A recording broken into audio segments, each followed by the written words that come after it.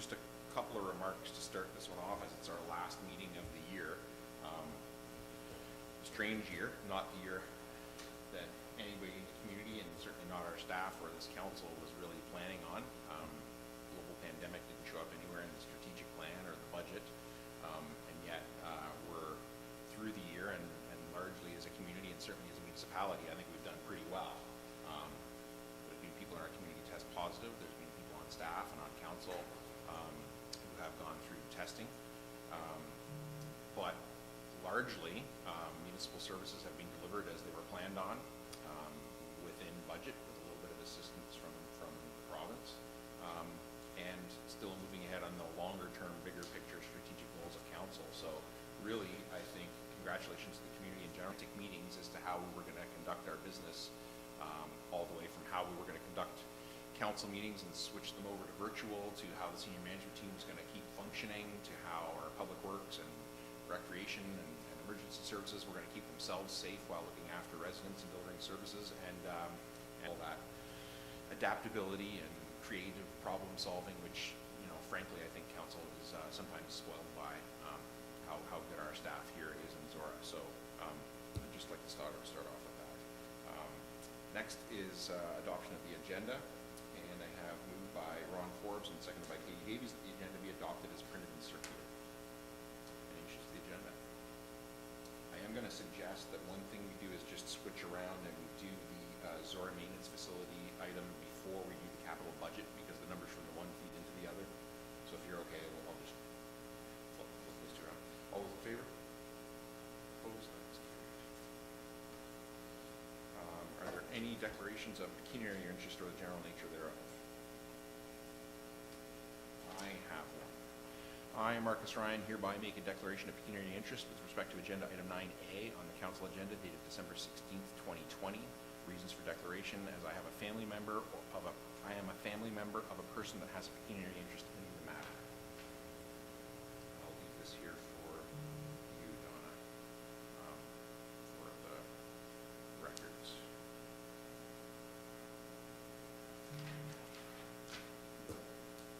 And minutes.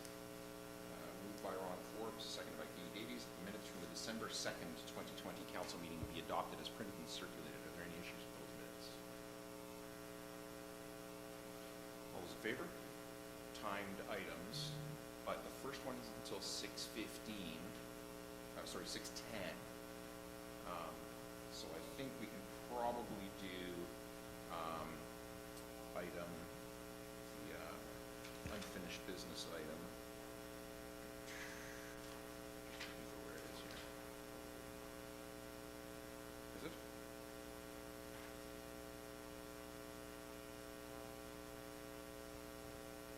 Yeah, 40. Thank you. Moved by Katie Davies, seconded by Ron Forbes, that council endorse the following list of names as preferred street names for roads in the Thames Springs West Subdivision: Calhoun, Kelly, Hogg, and Hossack. Katie is in. And Ron and I have gone away from the last meeting and have had many discussions and kicked around the existing names that we discussed earlier and threw a bunch more in and shook them up, and this is sort of what we've come up with. So at the previous meeting, a couple of these names had been raised, but a couple of them were new. I'm just going to give a brief summary of a couple, and then maybe Ron can do one as well. So Calhoun is to honor Ron Calhoun, who founded the Ladies Ride Against Cancer in Thamesford in 1970 for the Canadian Cancer Society when Fox started his run in 1980. And in the 1990s, he volunteered with Jesse's Journey in London and helped John Davidson with his wheelchair trek across Ontario, as well as his Cross Canada walk. Besides the Canadian Cancer Society and Jesse's Journey, among other charities, Calhoun also volunteered with Canadian Diabetes Association, ALS Society of Canada. He recently passed away. It was February of this year, 2020, and as a resident of Thamesford for 50 plus years with his family, we thought this would be a great way to honor his legacy. Kelly is for Tony Kelly, who is actually still with us, but now lives in London in a retirement community.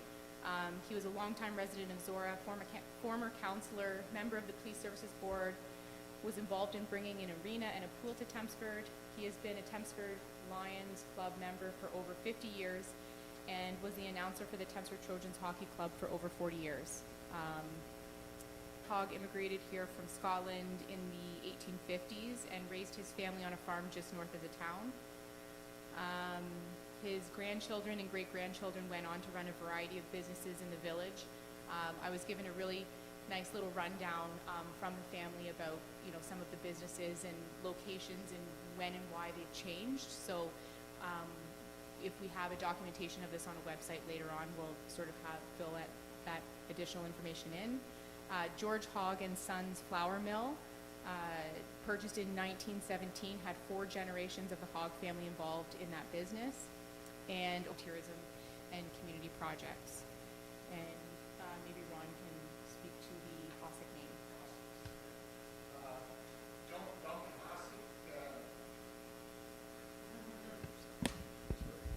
Duncan Hossack, 1926. And then him and his wife Marjorie did a lot for the community of Tempsford, and most notably the swimming pool. And then I'll quote from the Tempsford history book that was published in 1994. It said it was his decision that Tempsford needed a swimming pool. Through his efforts, sometimes against great odds, he managed to convince residents, going door to door and collecting money for his dream, a pool for the village. Few people make as great a contribution to their local community as Duncan Hossack. So that's having his name put on one of the streets in the village. And I'd like to thank Katie for doing this as a relatively newcomer to Zorra Township and Tempsford. I think she did an amazing job of helping sort out all these names. I learned a lot just doing this. I think it's something, you know, the North Oxford history book was quite helpful, the Tempsford history book. Yeah, we got to make sure we keep lots of those copies around and in circulation. It was, and if we get to name any of the streets in the new development, there is a whole list of names. This wasn't the end of the names we found that would be worthy of having a name honored on the street. So.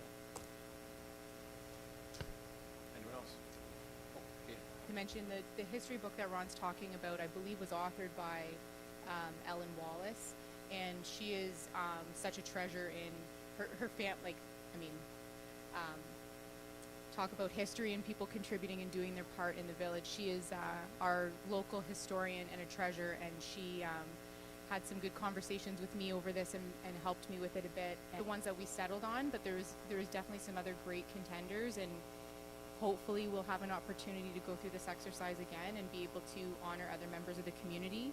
And just lastly, really quick, you know, sitting here sharing these stories and listening to Ron share his story, it's kind of interesting, like, you know, kind of one of those full circle, like, these are all people who have lived our brand.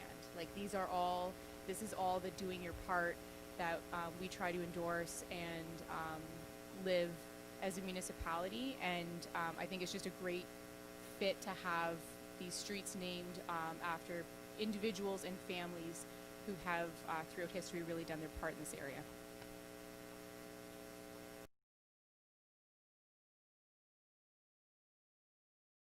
And I support all 4 of those names, and that their name will live on even though they don't. So I think this is the way to go rather than a generic name where a lot of subdivisions have. I agree 100%. Like, that short list surprised me, but I'm going, wow, those are good choices. Spoiled for choices, really, which is a good problem to have, right? To have so many. Fortunately, there will be an opportunity to name a few more streets in probably the next year, but certainly the next 2 or 3. So, so keep the list handy, and probably start thinking about a list for Pembroke as well. Good. All those in favor? That is carried.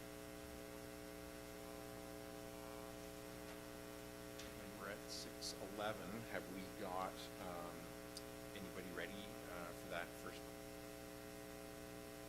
Okay. So Moved by Katie Davies, seconded by Ron Forbes, that the council meeting be adjourned at 6:11 p.m. and for the purposes of holding a public meeting pursuant to the provisions of the Planning Act.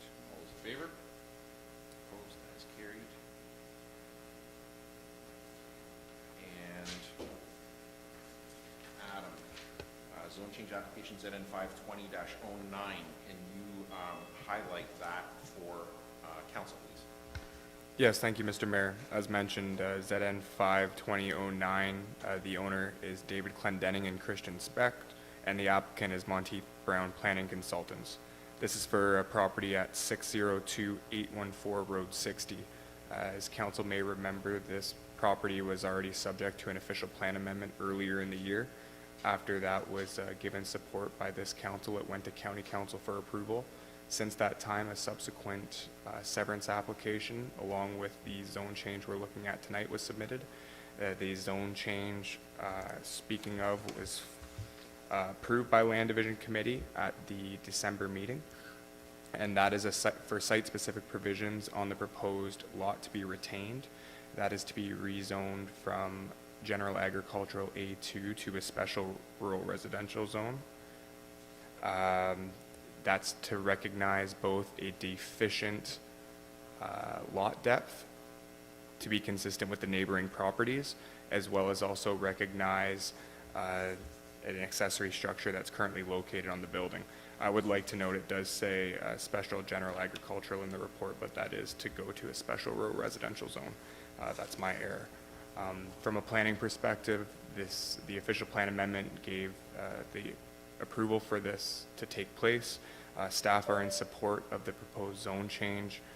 No new development is proposed. It's to represent existing conditions on the site, and no buildings are proposed to be changed.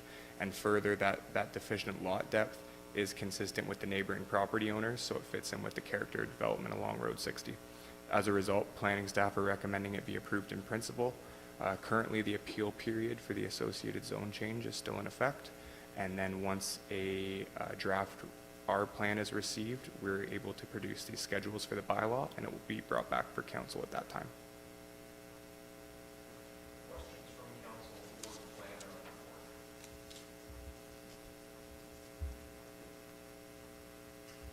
Questions from council for the plan or report? Does the applicant or representative wish to speak to the report? Yes, thank you, Mr. Mayor, members of council. Not sure whether you can hear me okay. We can, clear as anything. Calling all the way from Sunnystrath Road. I'm Dan Smith from Monteith Brown Planning Consultants, and we are representing Mr. Clendenning with the planning approvals for these applications. We've had the opportunity, thank you very much, to review the planner's report and certainly take no issue with it. As he stated, there was an earlier official plan amendment and consent to sever in support of the application. The lot itself with the existing dwelling and accessory building is relatively modest in size, and as far as surplus farm dwelling severances go, it doesn't remove any productive agricultural land, which is one of the key elements in considering these types of applications. Just on the note with the reference plan that is currently in the works, and that will be coming in the near future in support of the zoning bylaw amendment. So we thank council and the staff for their support with this, with moving this through the system. Thank you very much. Thank you. Are there any members of the public dialed in for this one? Is there any members of the public that want to speak to this application?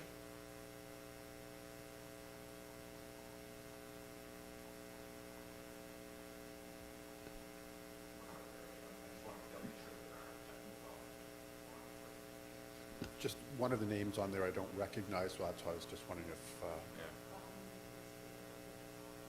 Okay, so we're not aware of anybody else who's looking to, there's certainly nobody in the gallery. Okay, thank you. All right, then, Mr. Smith, I think you're probably aware, we're gonna go through two more applications and then come out of the public meeting before council makes a decision on this application, okay? Yes, Yes, Okay. thank you. All right. Thank So, you. next then, Adam, if you could highlight for council. Just let me get the people in. They're in? Yeah, there's a bunch more. I think they're all waiting for this one, right? Oh, okay.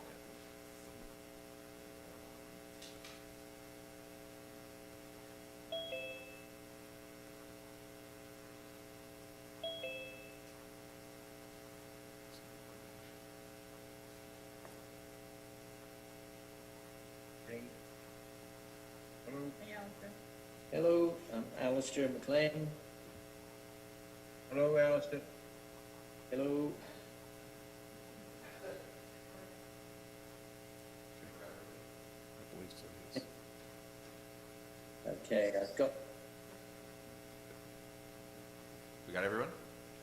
Okay, so Adam, could you please highlight for council zone change application ZN 5-20-10?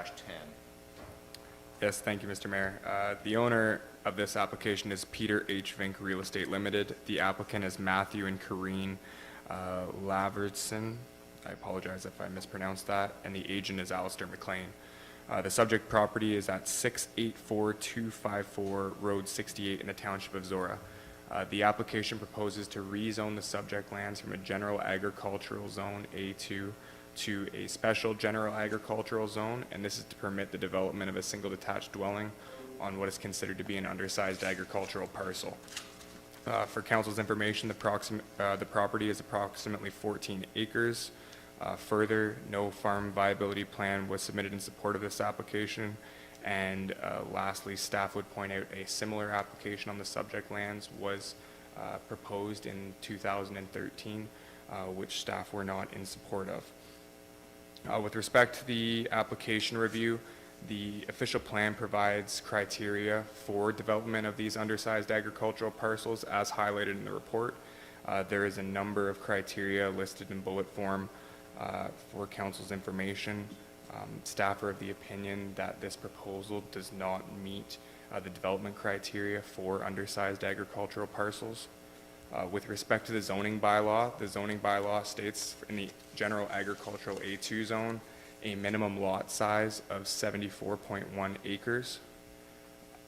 In this case, there's also a general provision for existing lots that are undersized that may be developed, and the provision allows for lots that are greater than 39.5 acres to be built upon. However, at 14 acres, this does not meet these general provision exceptions. With respect to agency comments, the circulated agencies, no comments were received. With respect to public consultation, it was circulated in accordance with the Planning Act. As council is aware, a number of letters were received from the neighboring property owners citing concerns for potential future livestock on the property. All the letters that were received at the time of writing this report were attached. It's also my understanding that subsequent letters have come in both from the applicant or their agent. I think that came in today. I believe a copy has been provided for council's information. With respect to the planning analysis, as mentioned, staff are of the opinion that the proposal does not meet the development criteria set out in the official plan for building on these undersized agricultural parcels. Further, staff are of the opinion that the proposal really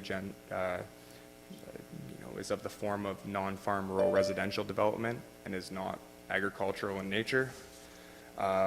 Lastly, staff are of the opinion that the proposal does have the effect of sterilizing agricultural land, neighboring agricultural land for livestock potential operations should those be developed, and in keeping with both provincial policy statement, the official plan, and the zoning bylaw, these lands should be protected for agricultural use and not non-farm rural residential use. As a result, planning staff are of the opinion that this proposal should not be given favorable consideration. Thank you. Does council have any questions for Adam on the report?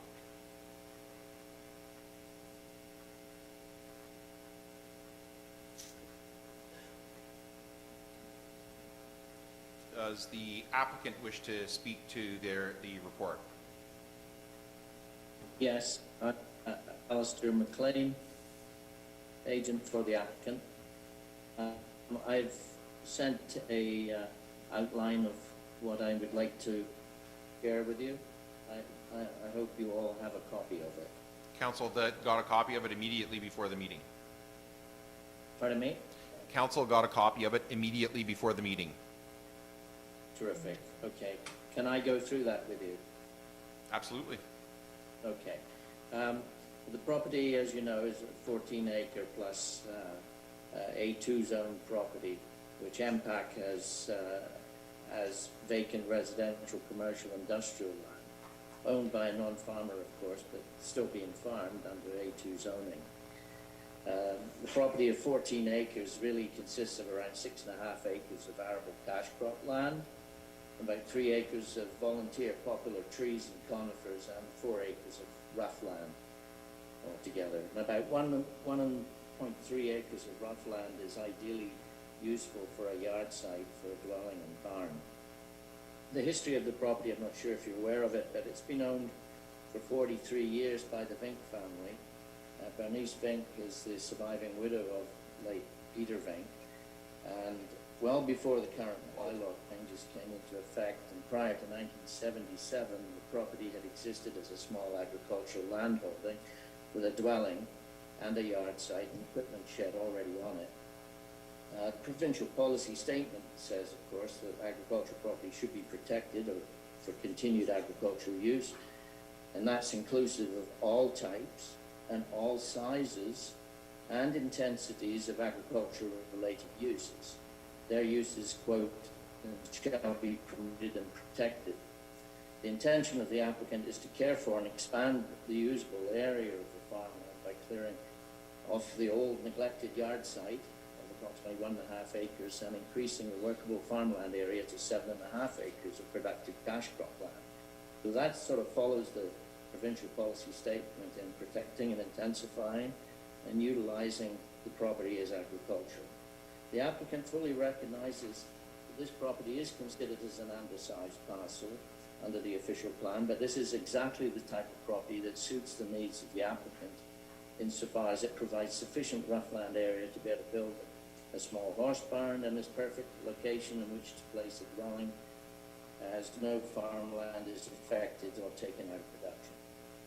A commercial farmer, on the other hand, might regard this small, difficult property more of a nuisance to his working operation, but is perfect to the applicant who has a vision of it being a small-scale hobby farm and a place to call a home. Their vision incorporates plans to nurture the nature of the property with full focus on cleaning it up, ripping out the noxious weeds and generally improving the property, erecting new fences to contain their horses, which are to be bred and raised on the property. Additionally, they plan to replace the weed trees and scrub by planting Carolinian varieties native to the local area. The applicant's plan utilizes the highest and best use of the property. This is surely so much better than allowing the property to continue to fall into a deteriorating state of neglect. It simply makes sense that a property like this can be used to this end. It tidies it up, improves the area in so many positive ways, and none of this has anything to do with the so-called viability, which in all fairness should never really genuinely be applied to small agricultural properties like this. With some thought in regard to the neighbour's letter that suggests a possible livestock barn development near the property line, I point out that that is not the only location available to them to build on their 98 farm. However, the site as sketched would unfairly and unreasonably completely sterilize my client's 14 acres from any possible future use whatsoever, not the reverse as the letter suggests. The applicant may not have a history as being a farmer, but if this property cannot be used as a hobby farm, which is really the only logical use for it, then the only alternative would be for them to directly compete against farmers and buy a larger farm property. And that effectively adds unnecessary pressure on the local farm property values and prices. This property fits the perfect description of what is needed in the county to satisfy hobby farm demand.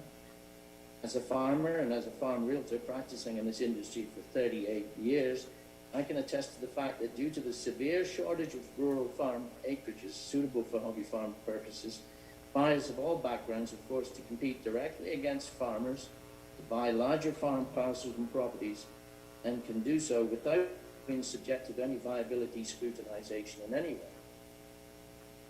To summarize, the applicant simply wishes to improve the property as a hobby farm, build a dwelling, a small livestock barn, drive shed as A2 zoning permits, construct a new livestock fencing for raising a few horses on the rough land, increase the cash crop area to 7.5 acres by cleaning up the old yard site, cut out the weed trees, and replant with native Carolinian varieties.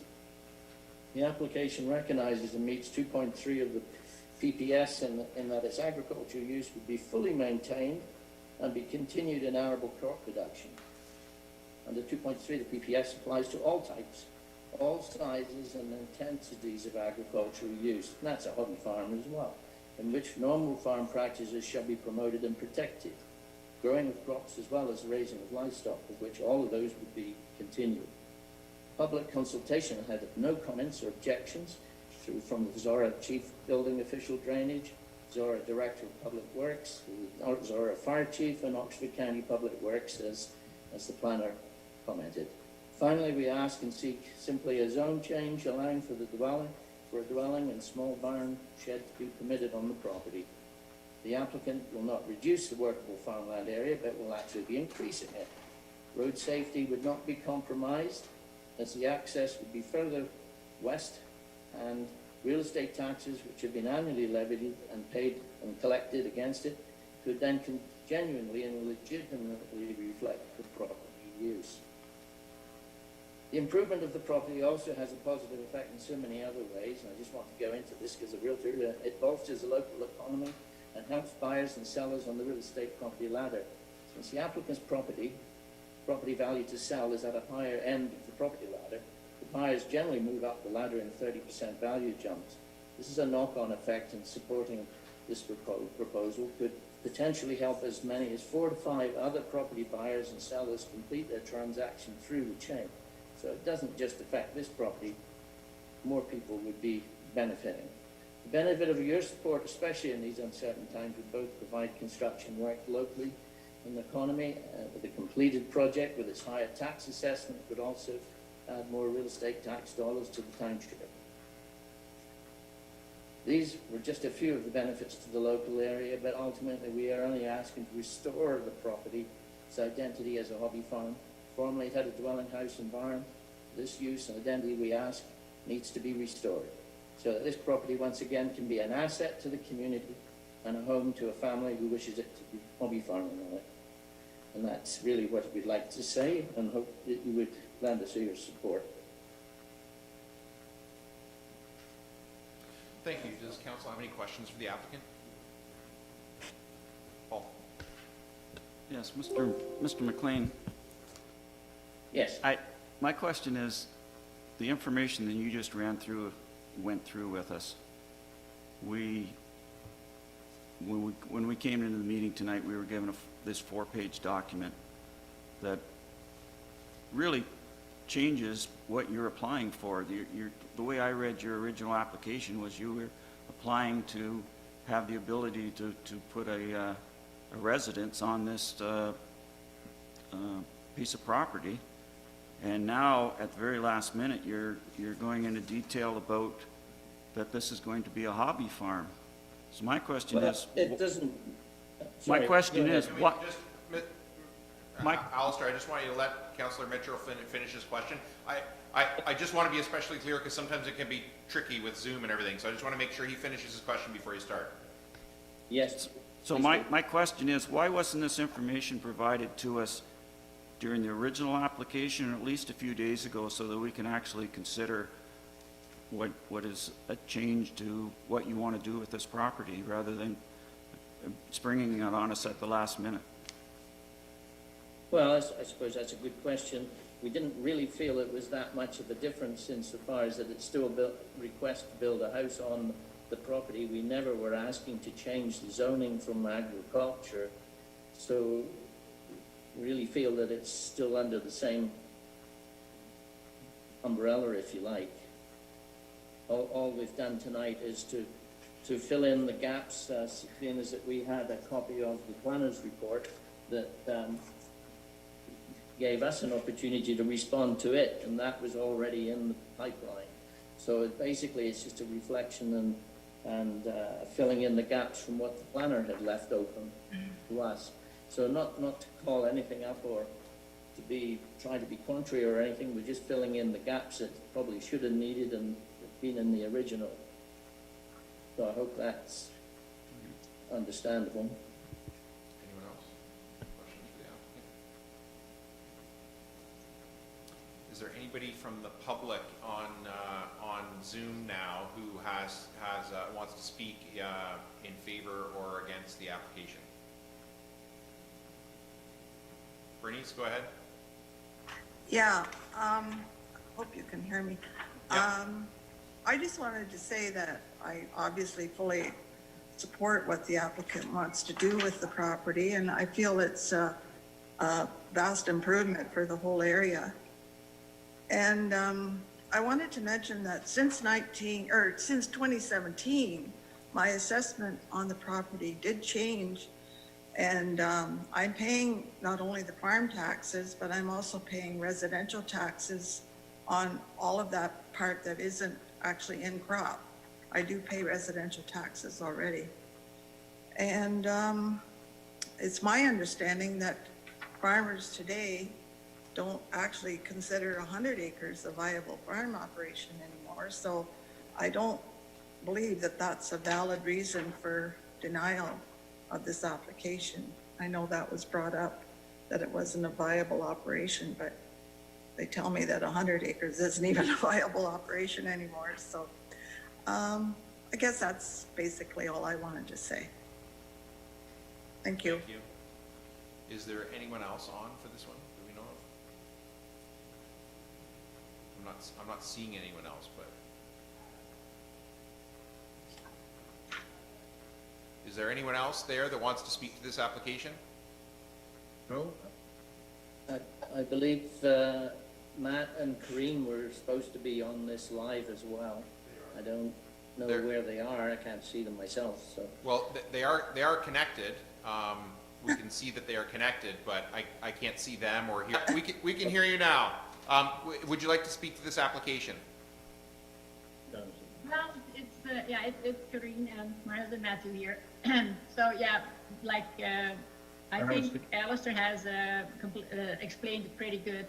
The way we do like to improve the property, and we can see it as a perfect way to live there. And yeah, we think it would only add to the value to the property and to the area by cleaning up everything around there and making it into a nice site there, a nice lot.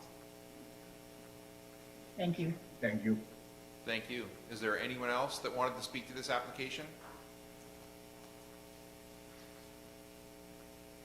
I can see a K and D striker that are connected, but we can't see or hear, so I'm not sure if they just want to listen or they wanted to speak to it. I'm just listening in, just a neighboring farmer, Okay. actually. All right. Yeah, I have interest in the neighboring farm, so I'm just waiting to see how that all turns out. That's all. Okay. I think that's everyone that was connected, is it? Oh no, there's one more there. I don't know what that says there. They're for the next application. Oh, okay. All right, so that's everyone that's connected right now that we know of. Was there anyone that contacted us about speaking to this one that didn't connect? No? Okay. All right. That's a voyage, isn't it? So that's it for this application then. So we're gonna stay in public meeting. We're gonna hear one more application, then council will come out of the public meeting and we'll have a debate and decision on this application, okay? Okay. Okay. You had a very big bad echo. We're gonna hear the application for one more, then we're gonna come out of the public meeting, and then council will debate and decide on each of the three applications that we've heard in the public meeting. Okay. Right. So do we have to stay online or just hang about. It's your dime. We're done. Okay, we're done. Thank you. Yeah. Sure. So, Adam, could you highlight zone change application ZN 5-20-11, please? Yes, thank you, Mr. Mayor. As mentioned, ZN 5-20-11. The property in question is in the village of Thamesford, does not have a legal address. It's a vacant lot as part of an old draft plan of subdivision. It's legally described as lot 678 of registered plan 45. For council's information, this is part of the Maple Leaf lands in the village of Thamesford. As a result, it's designated settlement. With respect to zoning, it's proposed to be rezoned from residential type 1 with a holding provision to special residential type 3 zone, and that's to permit 61 street facing townhome units on the subject lands. The special provisions are to reduce the frontage per dwelling unit, to reduce the exterior side yard setback, and to reduce the interior side yard setbacks for the units. For council's information, the existing holding provision on the subject property at the time was put in place to confirm if there was sewage capacity at that time. That issue's been resolved. With respect to the provincial policy statement, the PPS directs that settlement areas shall be the focus of growth, and further that municipalities shall provide a range and flexibility of types of uses available in those areas. With respect to the official plan, this is in the low-density residential section of the serviced village policies. The low-density residential policies do permit street-fronting towns as a form of development in the low-density residential area. And lastly, with respect to the zoning bylaw, as mentioned, this is proposing to go from a residential type 1 zone to an R3 zone. The R3 zone does permit street-fronting townhomes. However, as mentioned, the applicant is requesting special provisions that I will get into further. With respect to agency comments, Township of Zorra Fire Chief commented that the fire department will require that no obstruction between units, including fencing between blocks of the street-fronting towns. Further, the fire department has requested there be no obstruction or access to the rear yards for the proposed townhouse blocks. And lastly, the fire department commented that their preference is to maintain 6 meters between the townhouse blocks. The Township Director of Zorra Public Works indicated that the applicant shall ensure that the exterior side yard units do not impact sight lines or corner daylighting. All other circulated agencies had no comment or concern. With respect to public consultation, at the time of writing this report, no comments or objections were received. However, who had some concerns over the form of development being proposed and the relief from the provisions. I believe a letter was provided to all of council for their consideration. With respect to the planning analysis, planning staff are of the opinion that the proposal is in keeping with the provincial policy statement. The proposal does provide a new mix and range of uses of development in the village of Thamesford, which is in keeping with those policies. It's also an efficient use of land from a planning perspective. With respect to the official plan, as mentioned, the property is in the low-density residential designation. Staff note that as of right now for this proposal, the townhomes do exceed the low-density residential designation, but the planning justification report does provide the overall concept plan for the balance of the lands, which will be applied for at a later date, which includes singles, semis, and the townhomes, and the overall development density. With respect to the special provisions from the R3 zone, the applicant has noted that this will facilitate a contemporary freehold townhome design, which is consistent with development in neighboring municipalities for townhomes. As a result, staff are satisfied that the proposal can be given favorable consideration, and further that agency comments can be addressed at the time of site plan control, which will apply to this application. As a result, planning staff are recommending the application be given favorable consideration. Does the is the applicant connected? Yeah. Does the applicant wish to speak to the report? Yes, just briefly. Can you all hear me? Yes, loud and clear. Great, thank you. My name's Eric Salaslea. I'm a planner with GSP Group, and we're the planning consultants for Kingwood Riverside Towns Limited. And submitted today, that was provided to us this afternoon. We're in agreement with staff's recommendation, and we're here to respond to any questions that council may have. Thanks. Are there any questions from council for the applicant? Just open space, there's a stormwater management pond. It looks like it shows a street G cul-de-sac type back there, but I also heard in the report that fire chief had asked for access to the backyards. Did I hear that right? Yeah, so if we, for Adam and the applicant. Oh, I can hear from the applicant, I guess. Okay. Yeah, through you, Mr. Mayor.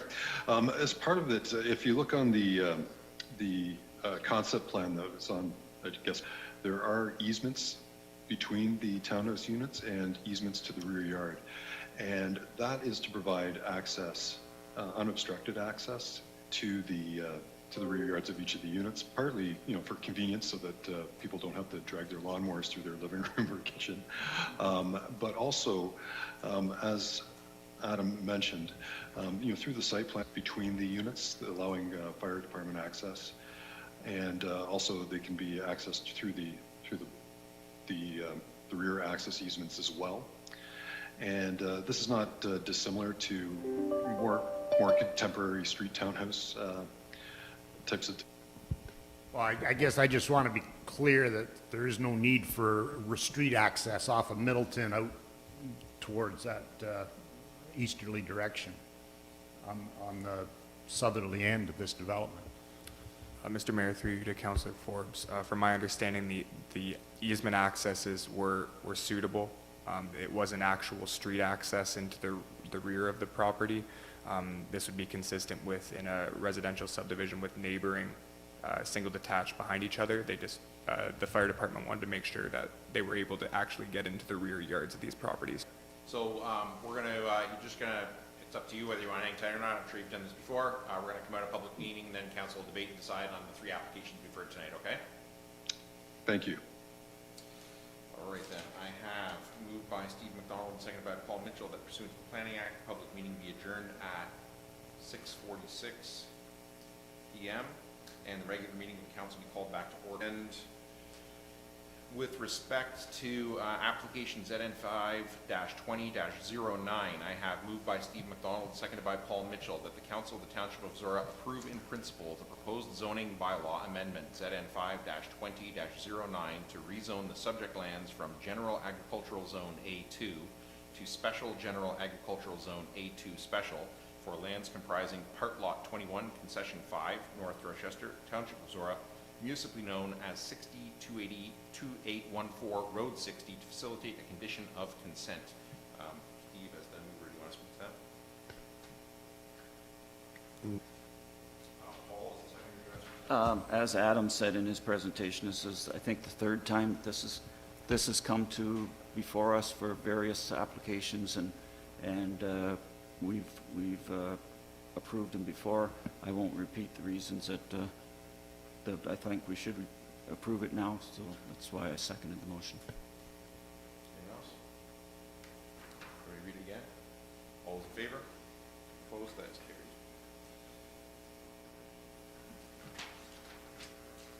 carried. And with respect to application ZN5-20-10, I have moved by Paul Mitchell, seconded by Katie Davies, that the Council of the Township of Zorra not approve the proposed zoning bylaw amendment ZN5-20-10 to rezone the subject lands from General Agricultural Zone A2 to Special General Agricultural Zone A2 Special for lands comprising Part Lot 20,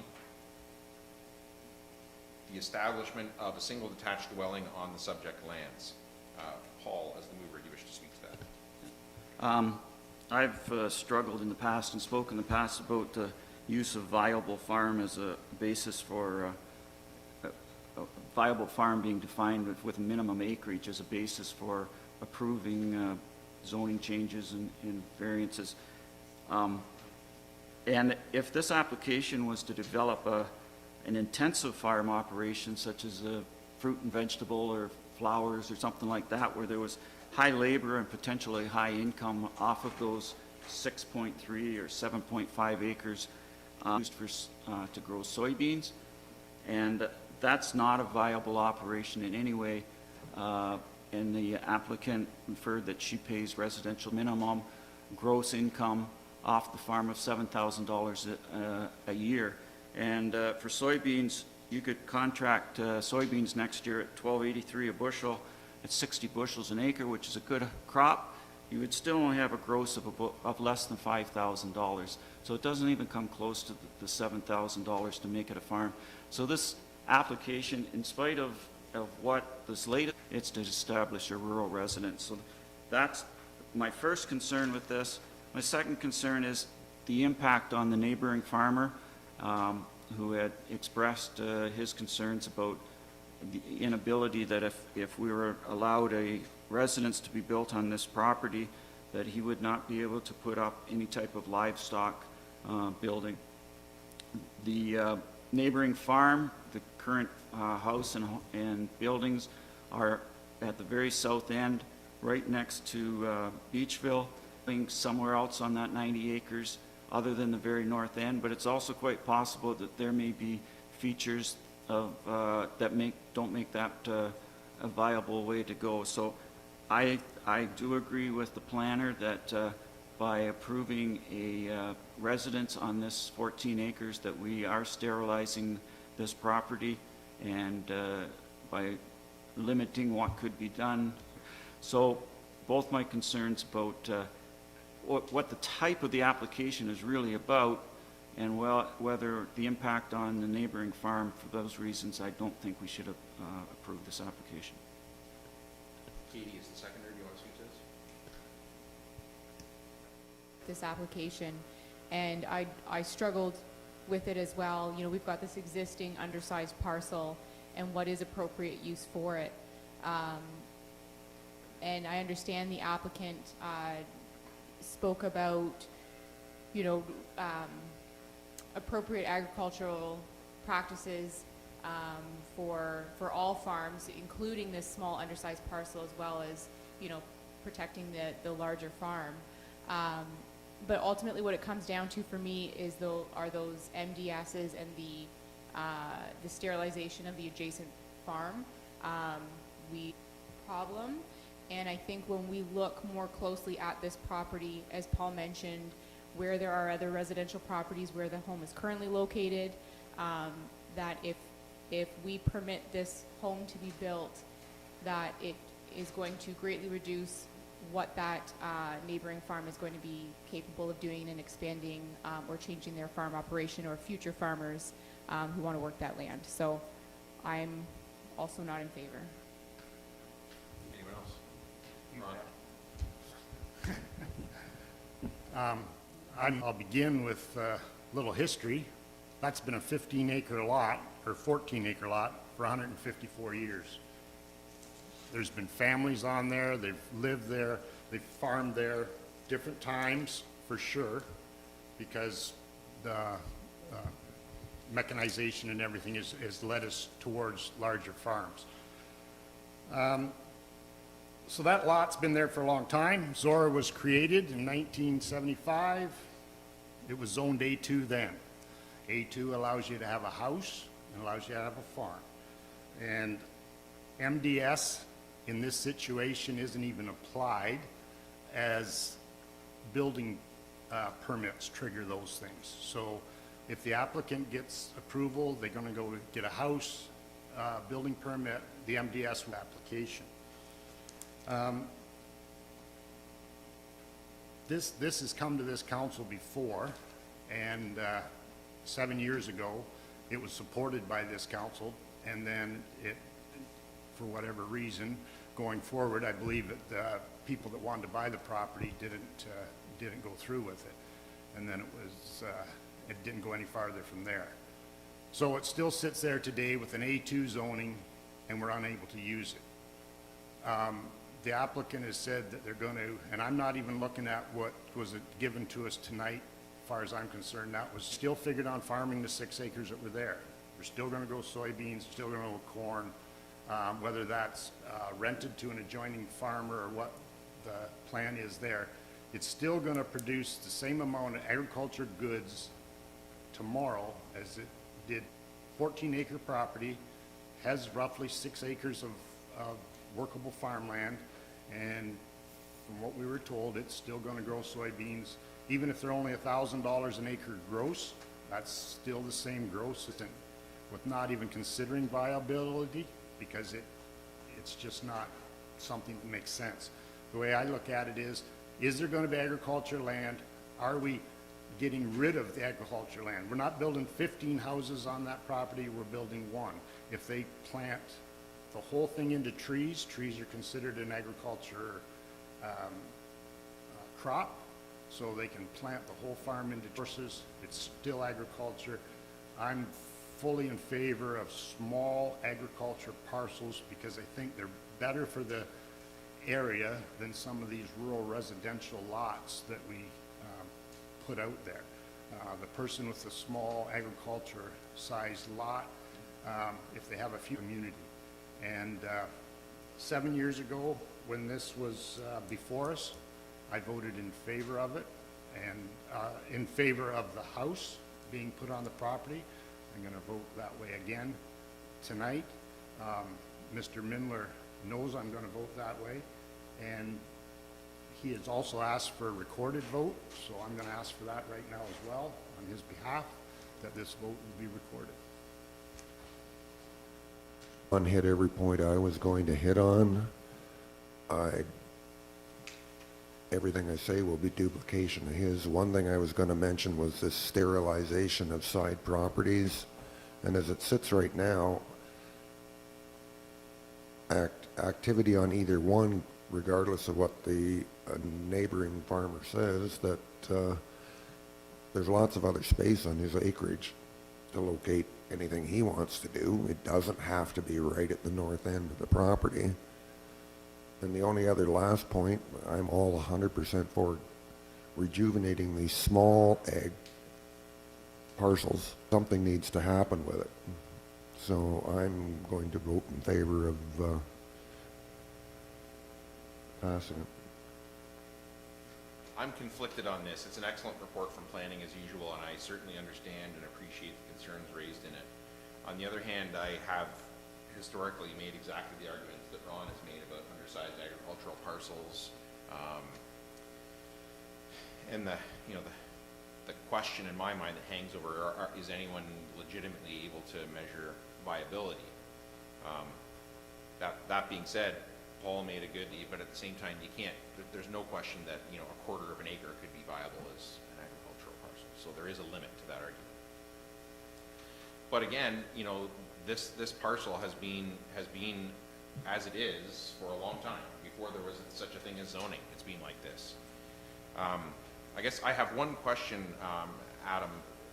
Does the current zoning, general agricultural zoning, A dwelling accessory to. yeah.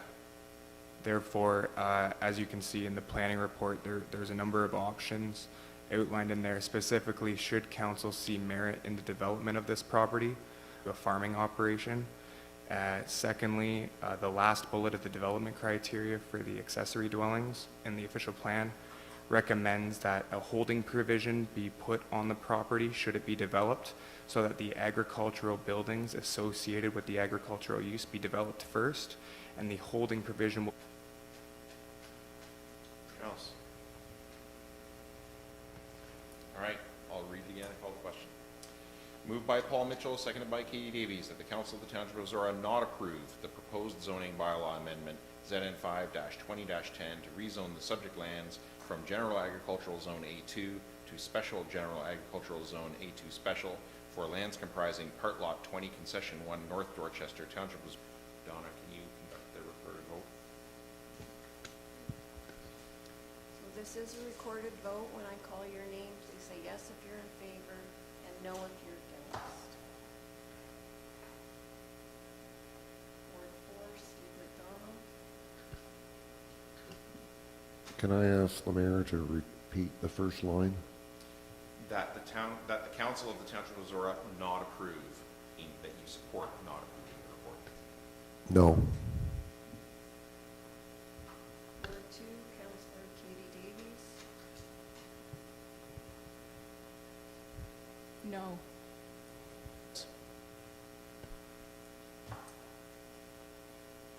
Mayor Marcus Ryan. No. And Ward 1, Councillor Ron Forbes. No. Another motion to dispense with this application.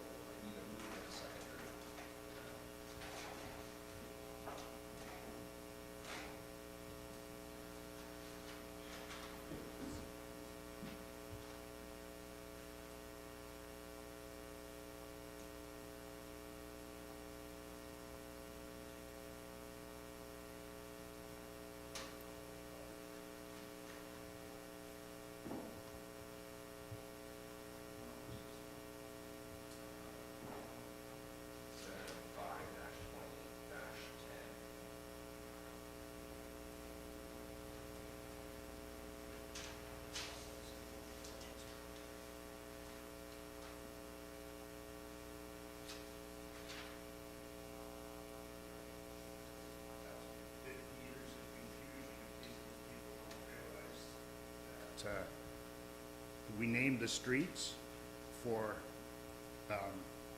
Lot 20 Concession 1, and now we're dealing with Lot 20 Concession 1 on the other end of North Oxford. All right, now I have moved by Ron Forbes, seconded by Katie Davies, that the Council of the Township of Zorra approve in principle the proposed zoning bylaw amendment ZN 5-20-10 to rezone the subject lands from General Agricultural Zone A2 to Special General Agricultural Zone A2 Special for lands comprising Part Lot 20 Concession 1, Township of Zorra, municipally known as 684254 Road 68, to permit the establishment of a single detached dwelling on the subject lands. Ron. All right. Vertical was requested, so we're doing that again.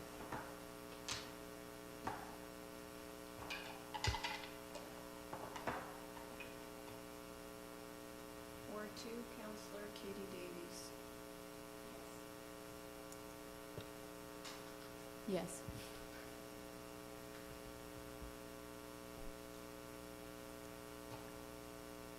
Ward 4, Councillor Steve McDonald. Yes.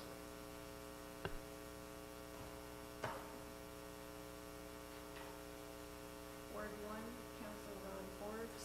Yes. Mayor Marcus Ryan. Yes.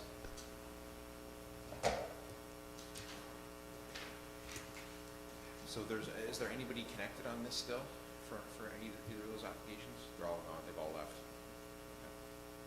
Okay.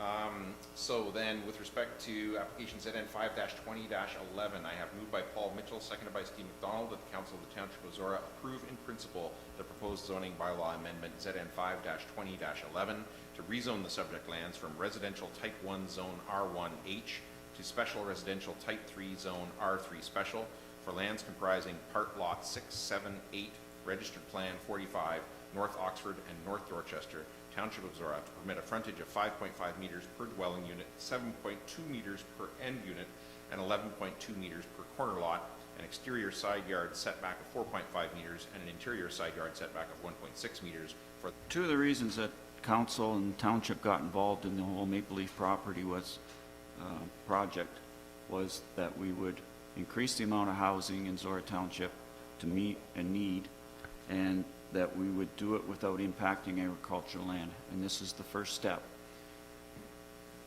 And that we would also provide housing not low-cost housing, but lower-cost housing than what has been available in recent developments in Thamesford and Embro. If you can put more people and smaller houses on a set amount of land, then you're going to have lower cost housing, and that meets one of the strategic targets that we have. So I think that we should approve this as the first step in what's a very exciting development. Steve, is the secretary, do you want to speak to it? No, I had two little questions, but they were both answered in this discussion prior to the last planning meeting session, so, yeah. Anyone else? All those in favor? Opposed? That is carried. So for any applicants that are still watching, all your I's dotted and T's crossed as far as permissions go before you proceed with anything, and we're done with the planning portion of the meeting. So the next item on the agenda is item 8.6A. Oh, delegation, sorry. Yes, forgot all about that. Are they connected?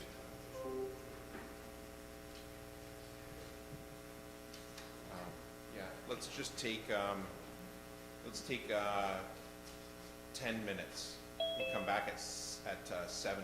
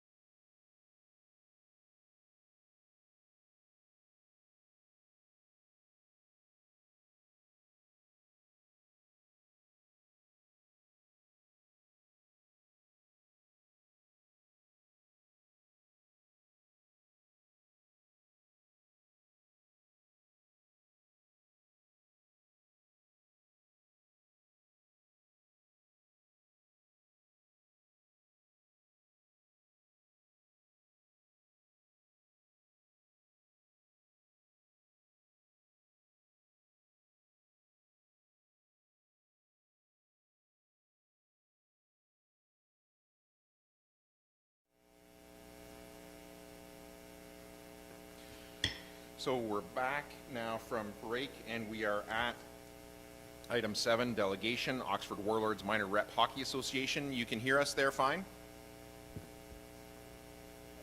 Okay, so first, CAO McLeod's going to say a word, and then I'll throw it back over to you for your delegation, okay? Sure. Organization as an outlaw organization, and I just wanted to apologize for that. It was the wrong choice of words, and I should have said what it was. It's a non-sanctioned league, so I apologize if that upset any of your organization. So Aaron and Norm, it's over to you now. Okay, thank you all for giving us the time this evening. In brief, we youth to excel in that said platform that is safe and that is enriching and that is of value to the players and their families. And the subject matter we're discussing today, I'm bringing up the fact that we're issued a week a blanket suspension for our association. The lead up to this was such that this would be something that would be a looming threat that would be the next course of action should anyone as an employee of Zorra deem that we were not following COVID rules. We have been very articulate about ensuring that our registrants are informed of the rules as they've been changing. This is a fluid environment. We respect that. We've done our diligence on an ongoing basis to ensure that parents understand where their place is and how the facilities are to be respected with regard to those protocols. Salute horrible behavior that is something we don't have a tolerance for as well. I believe that was the straw that broke the camel's back, if you will, and this was issued. We did not get a chance to review this with the parties that were said to be involved with that. I did receive a phone call prior to the email sent out from Matt, but basically it just reviewed what the email context was, and then it was sent and issued. We spoke to him with regard to reviewing this and potentially working with us to not punish our entire association with 100+, and subsequent to that we escalated to Don McLeod. He admittedly said that he did not review what we sent, and he did just apologize, but called us an outlaw league, which is something that comes from the OHF. I understand that Mr. McLeod has or is involved with minor hockey in the OHF under the London Junior Knights, and that's kind of where that perspective comes. And so circling back to the blanket suspension, there is what I would call a shared accountability between our association and Zorra Township employees. On more than one occasion, the doors were not locked, as the protocol stipulates. Once people have entered the building, this allowed other parents to sneak in, which is very difficult for us to police because that's just something that, you know, I hope you can understand. And it's also employer, i.e. 50 people in the building. So on top of that, that really doesn't make sense for a blanket suspension being such that we were not 100% in the accountable form for this lead up to the issues. There is some hearsay, there are some facts. We've been in communication. Otherwise, we have been very pleased with the state of the buildings. The employees look after things, and for the most part, we're treated with respect.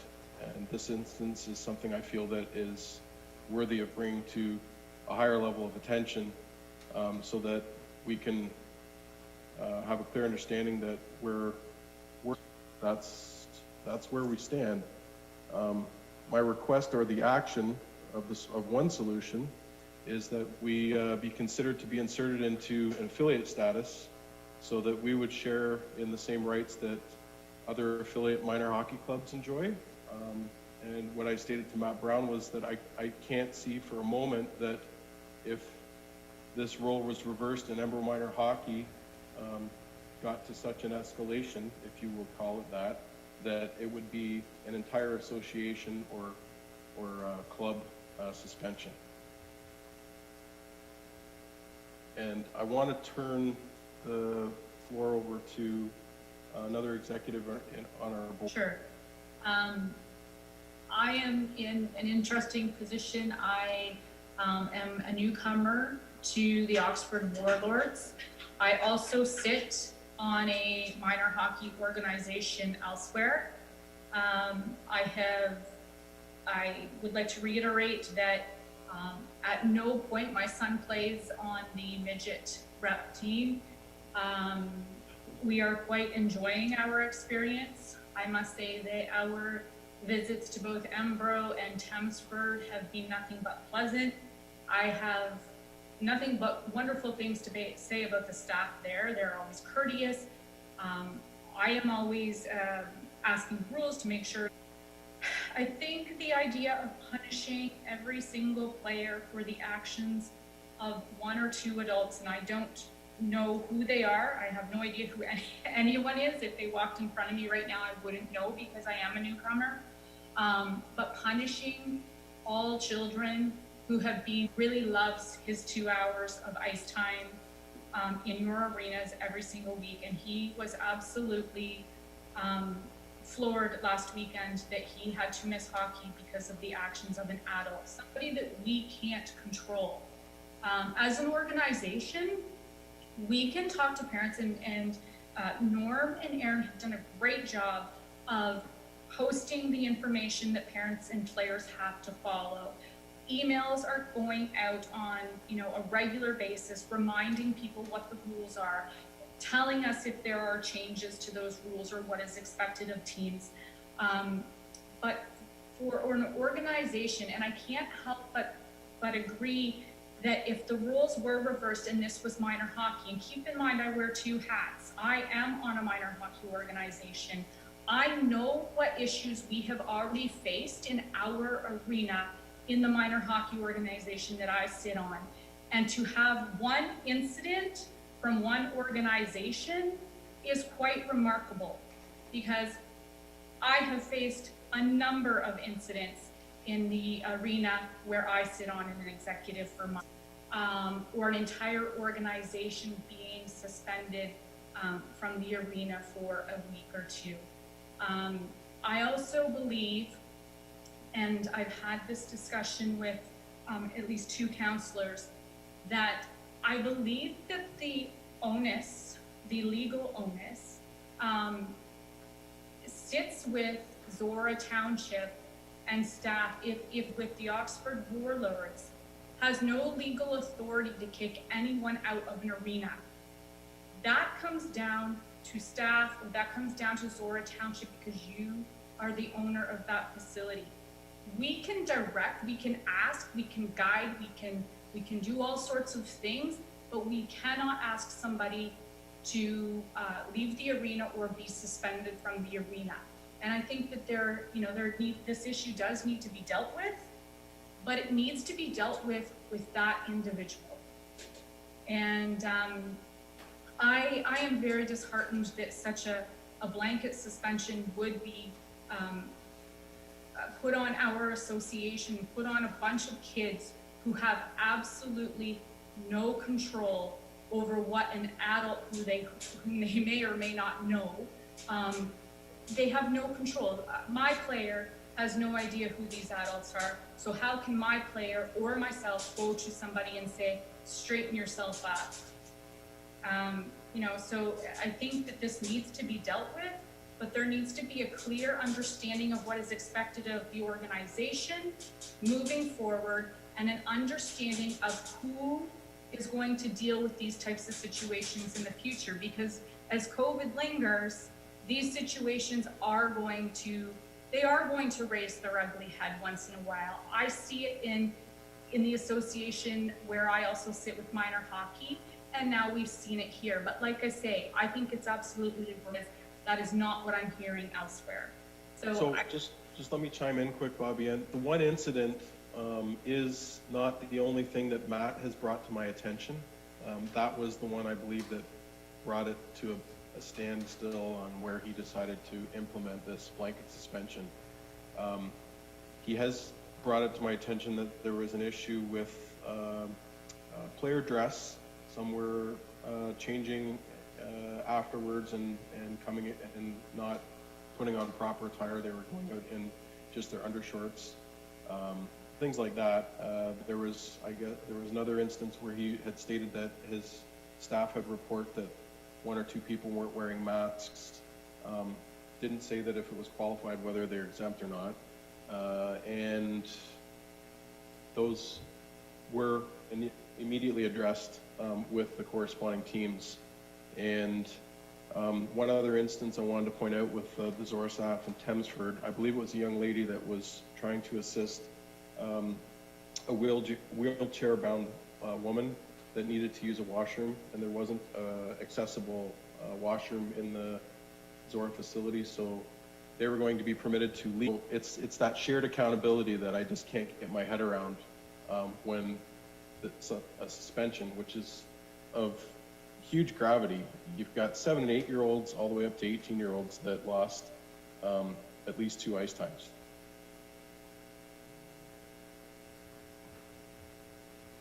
So I just wanted to clarify that this was not an isolated incident. I believe that this incident was something that was maybe, I don't know if it was where they were lurking and waiting for something to actually impose this, but I do feel that there is a discriminatory nature from the workings with the township at the level of Matt Brown and Don McLeod.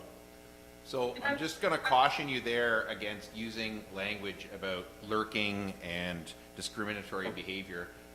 Okay. In your asks for council, what council doesn't supervise staff directly. We trust our staff here to enact and enforce the policies that council endorses. So what council will consider is asks in terms of changes to policy, or if you want specific, redress to try and attempt to address these issues. But council's not going to consider anything along the lines of disparaging towards staff, okay? That's fair. I guess then the other ask to be considered for an action and a solution that was recently also added is on the Zorra Recreation COVID-19 screening, the online process that we've all been adhering to. The line item 6 that the addition was, do you reside in a public health, which is under red or gray, COVID-19 measures? And if you answer yes, then you're not permitted. My ask is that be revoked. We do have some people that are in those zones, but as you all, I hope, would understand and know that this is truth, that there are big box stores in these neighboring red zones that families are going to still, and you have public skates, you have minor hockey, you have other users that are coming in and out of buildings, and it doesn't make sense because this is not a consistent process when screening. The screening is there, in my opinion, to screen so people are proving that they are stating that they don't have symptoms and that they're safe to enter the building.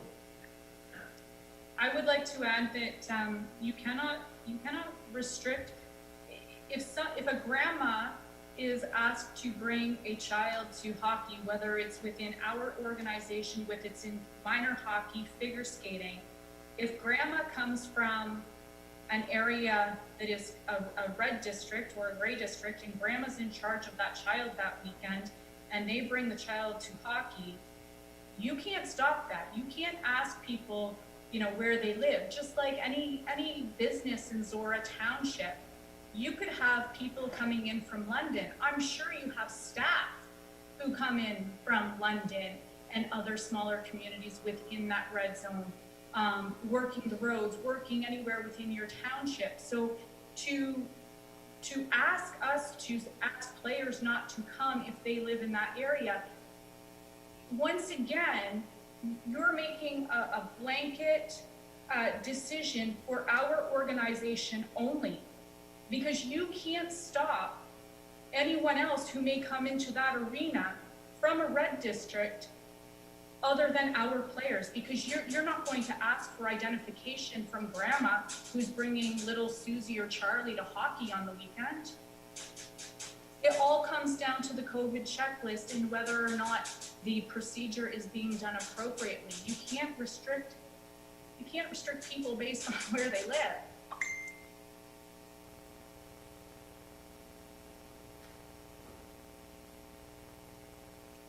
Are you guys, you're ready for me to ask council if they have any questions for you? Yeah, we're over our 15 minutes, so.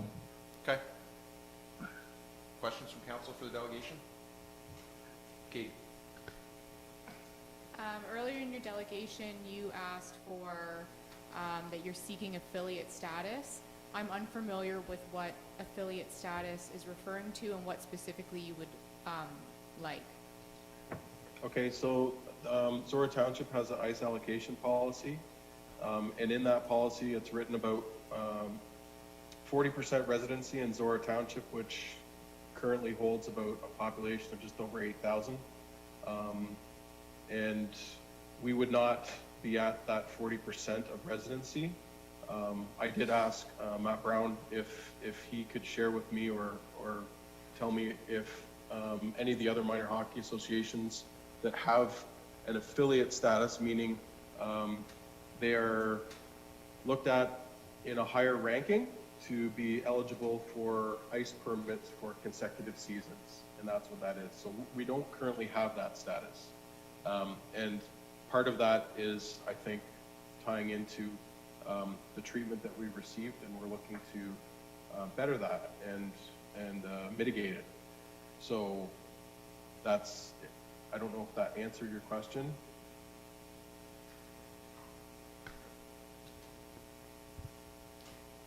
A little bit. Can I also ask of staff? So the 40% Zorra resident piece that you spoke to for affiliate status is, if I'm understanding correctly, specific to our ice rental rates? No, it's not. It does deal with the rates, but it's about whether you have a ranking status. Okay.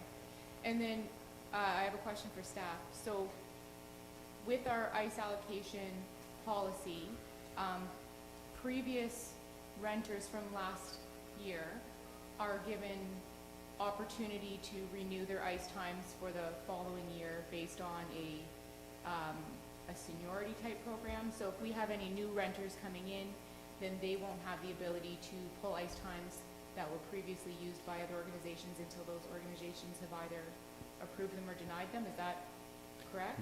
That is correct. So we have a rating or kind of ranking of where we start our ice allocation policy, our process with. So currently it starts with Zorra recreation programs.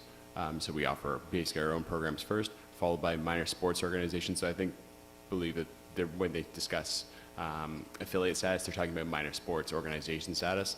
After that, we have the Trojan Hockey Club, school use, and then it goes to returning loops, groups and leagues, and then New Year's is after that. So that's the current order.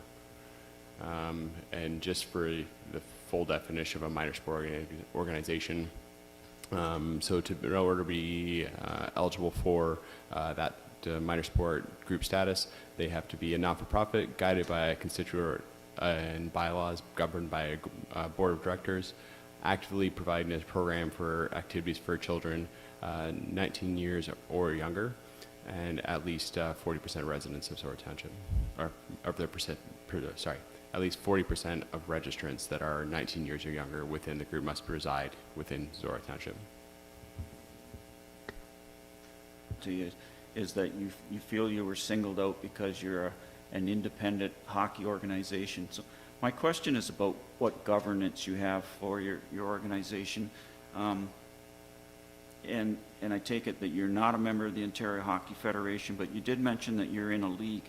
So I was just wondering, what's the name of the league? Does it have a president? Does it have a constitution? And how does the league deal with this, with the overall running of your association and your teams? So we're part of the Ontario Rep Hockey League. They are also a non-sanctioned minor hockey organization. They have board of directors, they have a president, they have a code of conduct, and that all falls into how we operate. We are an independent association, so we can enjoy playing in the Ontario Hockey League, as well as taking our teams to travel and play other higher level hockey, i.e. we've traveled to Quebec to play a group called Someng that's an academy, for instance. They hosted us and we hosted them. Last year. Yeah. Okay. Along the same lines, I noticed on your website that your teams have been playing games since mid-October, and you've been playing against teams in various health units, whereas OMHA and Alliance teams, and I believe any other team with the OHF, it has not been able to do that up to this point. And so I just wondered, who made the decision that was the rules that you were going to work under as far as playing games? We actually consulted with our local public health units hockey plan, and we're following all the guidelines set out by the government. We are not at all governed by the OHF. They've gone on whatever route that they've gone on with what they're doing, and we have not broken any federal or government laws. So basically, what we developed is a means to play other teams from other public health units while respecting the laws set out. The Ontario government actually, through Sport and Rec and through the Ministry of Health, does not stipulate what sporting organizations have to do. That is left up to the governing association. So that's why any minor hockey organizations that fall under the OHF is the one who decided those rules for all of their affiliates. It is not provincial restrictions, provincial regulations. Those were decided. And parents, and I'm not going to ask what happened to the two people that were in the incidents that caused this ice suspension. But were those people dealt with by your organization? Yes. The coach has been removed from the bench, so he's no longer allowed to coach with our organization. And the other parent has actually left the organization altogether, as he was not going to be permitted to attend any more games.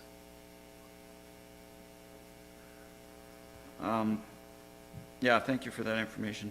So you feel it was an overstep to have your ice time canceled outright? What would have been an appropriate penalty for the incidents, for this final incident? And we didn't have any details about previous incidents, but I take it from some of the correspondence that this was not the first time that there was a problem.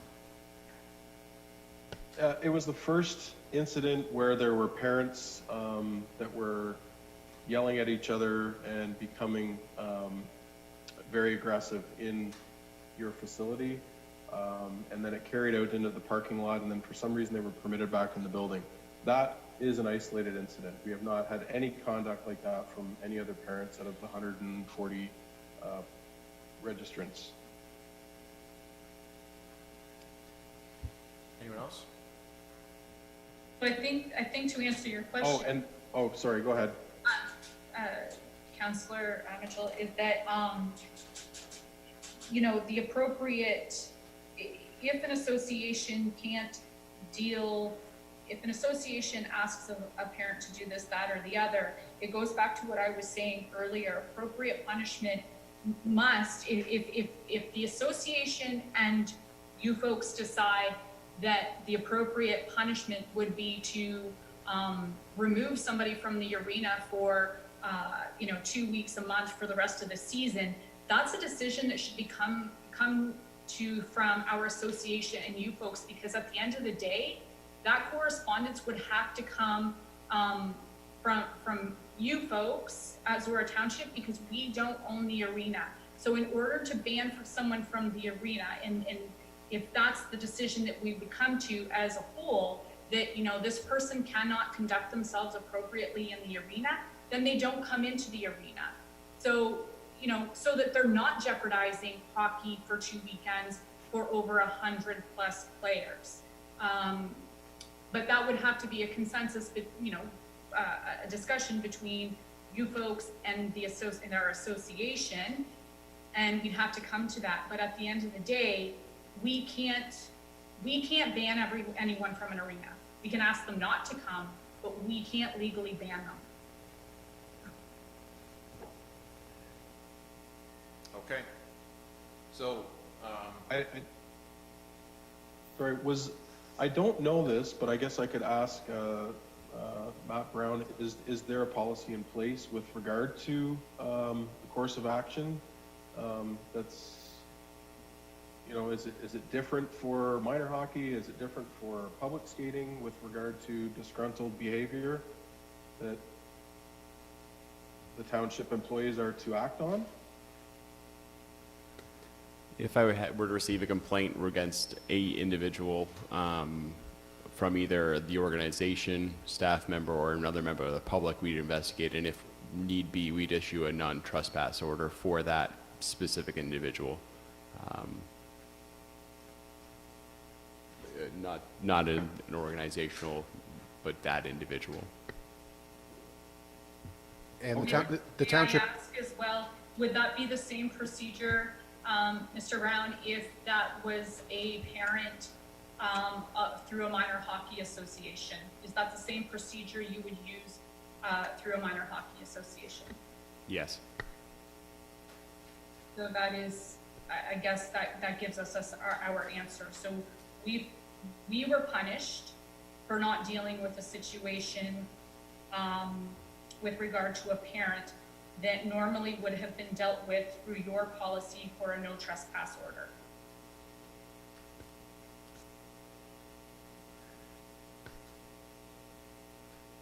okay, have you guys, are you guys done?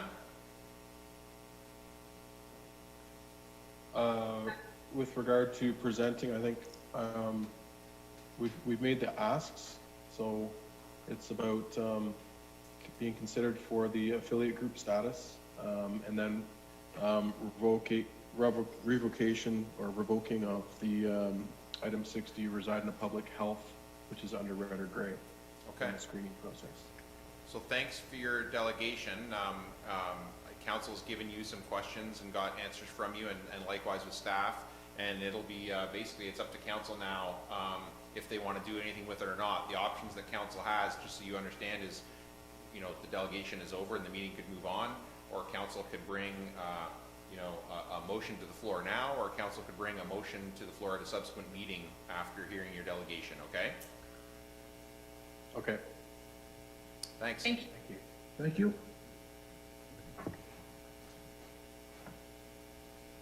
Anyone?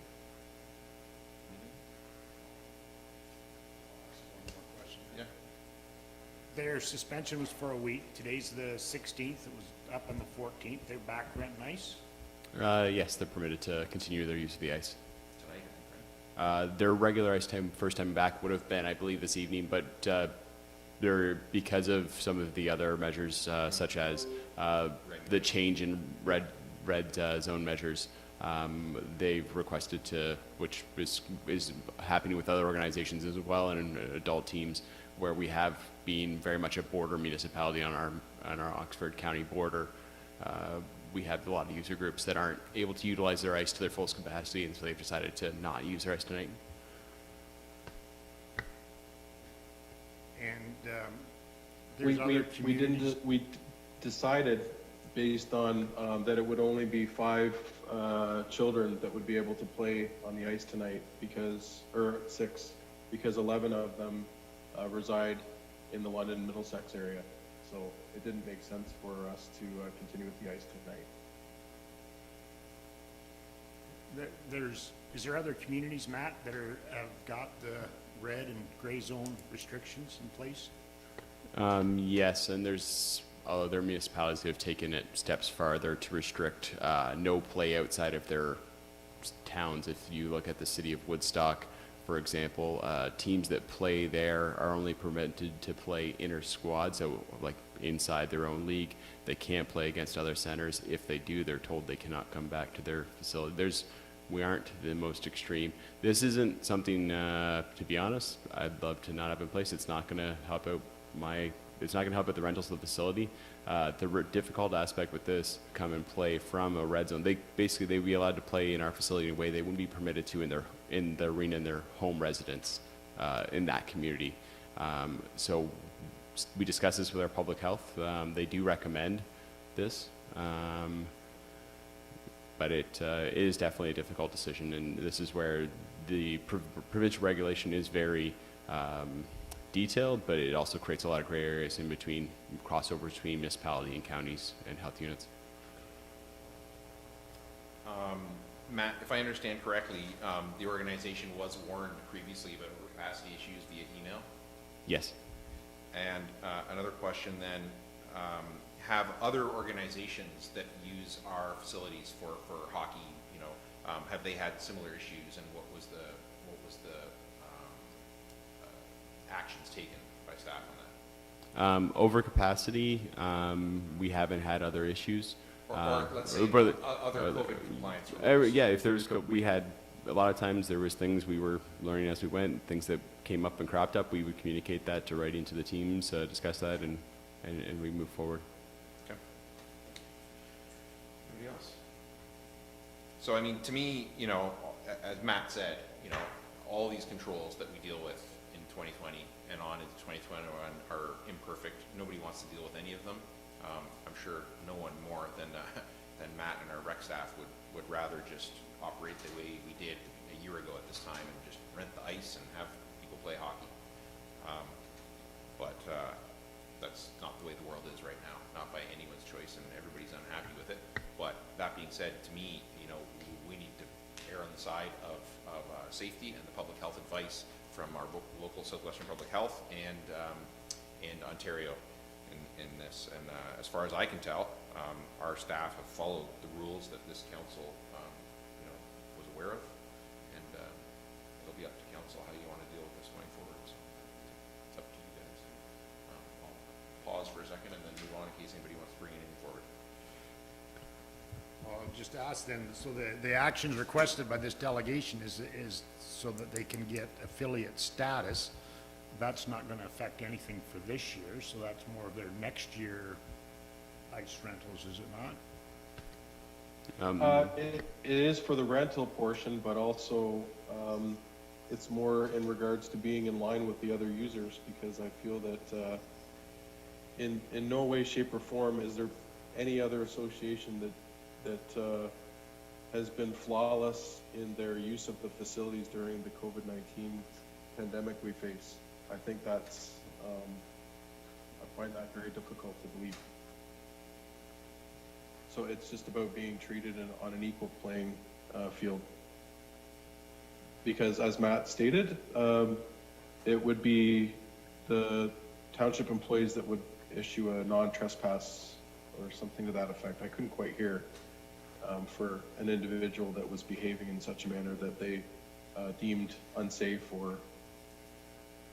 Yeah, just to clarify, that would be an escalation. That would never be our first response to someone not complying. Our first response to someone not complying would be the kind of emails that your organization received, and then a suspension of ice time like this, and then down the road it would be that kind of action.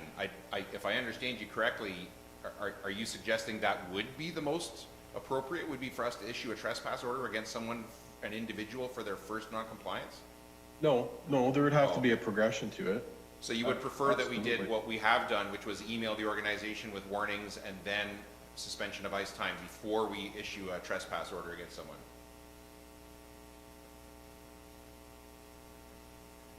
Are you asking, I'm sorry, can you repeat the question?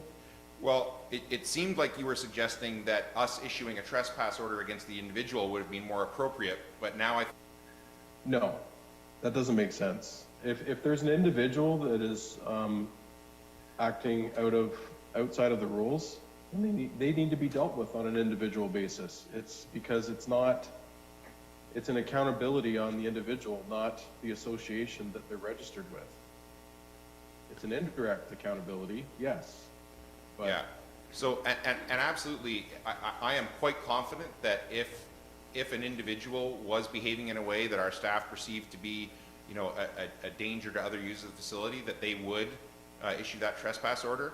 But the reality is that it is your organization that has a contract with the Township of Zorra, not the individuals. So our first steps are always with the body, whether it's an individual person or the organization that has the contract to rent the ice.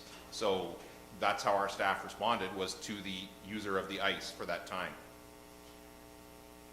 But I think council understands your asks, and we'll see if they want to do anything with it. As I said, I'm going to pause for a minute and see if they want to, and they don't have to by any means, and then I'm going to move on to the next item on the agenda. But you guys are, of course, free to continue watching the meeting, okay? Okay, sounds good, thank you.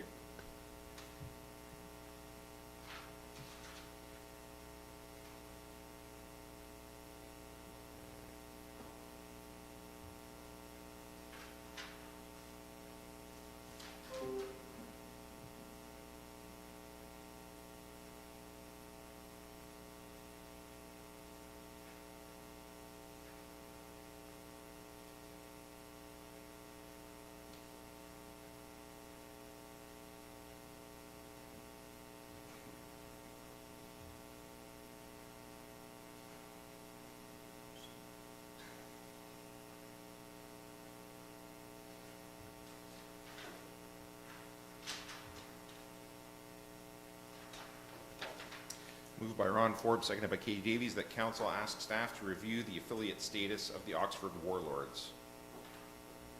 I guess first question, affiliate status doesn't, I don't know what that's what they've asked for, but it's not in our policy, right? No, but that's I think we're all using that as a generic term for, do they meet the residency component? Do they meet the, whatever other restrictions we got on ice time and scheduling and priority ice time when it's rebooked in the next season? That's the way I'm interpreting that.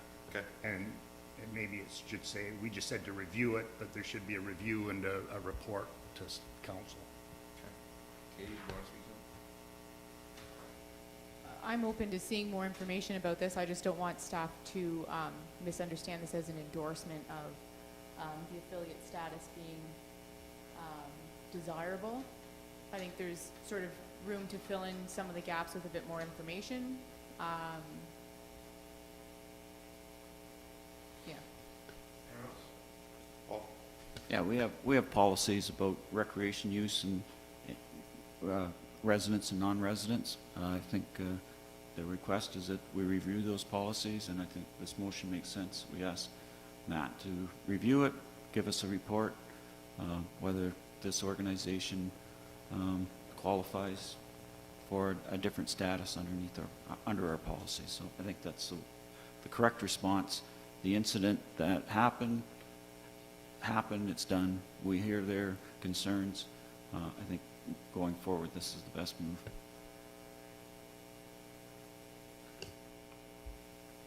Just for everyone out or listening to this, I've been largely silent through this whole discussion, but that's mainly because neither myself nor my brother ever were involved in organized hockey.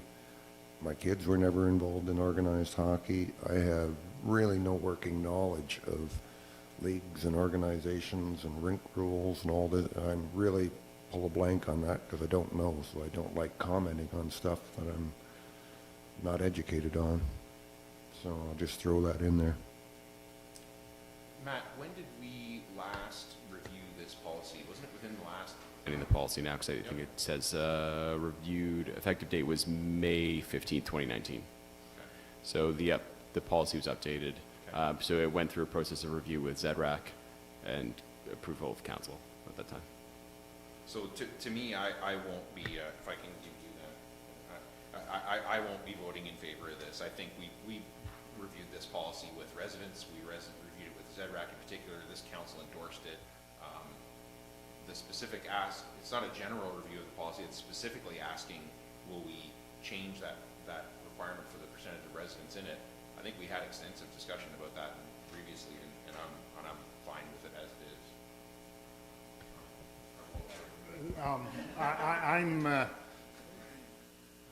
That's not quite the way I meant that resolution to sound, is we're not reviewing the whole policy, we're reviewing their numbers to say do they qualify? Does that team qualify to meet our policy? Not review our whole policy to make them fit.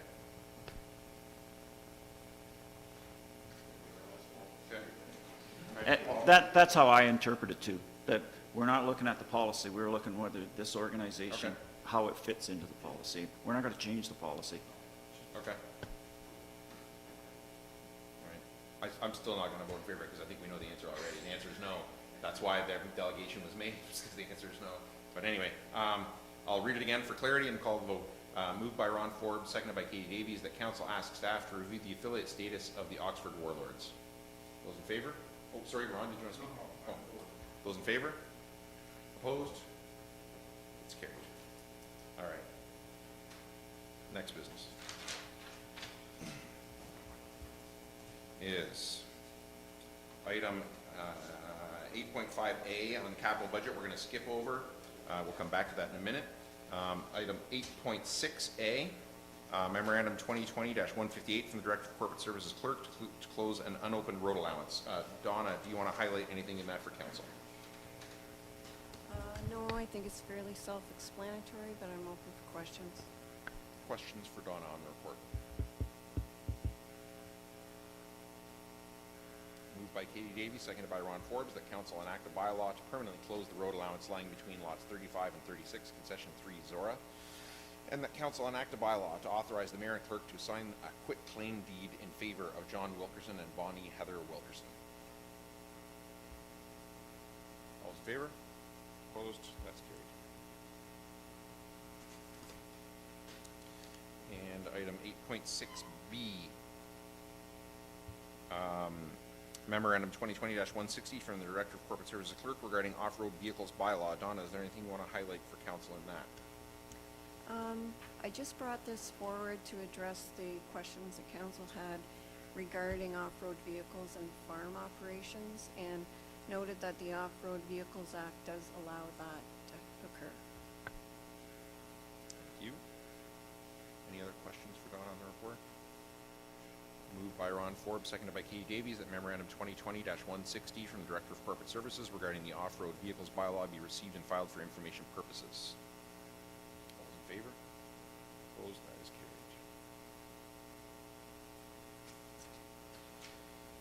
carried. And 8.6C, Memorandum 2020-159 from the Chief Administrative Officer regarding Zorra Maintenance Facility tender. Dawn, is there anything you want to highlight in that for council before I ask them for questions? No, I think I would leave it open for questions of Steve and myself. Council, questions? Steve? Now, regarding all the late emails that came in, is this the numbers we're looking on this now? They're updated. Okay. That's correct. Thank you. Paul? I want to thank both Don and Maureen for not only the detail, but the clarity in this report. My fear going into this meeting was I'm going to be sitting here making a huge decision, and there was some piece of information that I wish I'd asked for. So the report came back not only with the figures that I wanted, but they were organized in a way that I could see this is our options, these are the numbers. It's clear that that's where we're at, and I think it's going to lead to a good discussion on it. The only question I do have is that back in June, Council spent a lot of time going through a list of some specific design items. Not only we were looking for some cost savings, but also there were some things in there that we wanted specifically, like the possible flexible change rooms and plumbing for the fire department, that sort of thing. So I'm just asked, I know Don went through and sent us through, but if we could just take a couple minutes to go through that list, because this has not come back to council in a public manner, and I think it's important that the people out there know that we really did our due diligence on this thing, and we fine-tuned it the best we could. So, Don, if you could just run through that list of those 9 items, I would much appreciate it. So the first question was regarding the steel cladding rather than masonry, and the building will be fully metal clad. There will be some different colors across the front just to break up the look of the building because it is quite a large structure. No purple, sorry.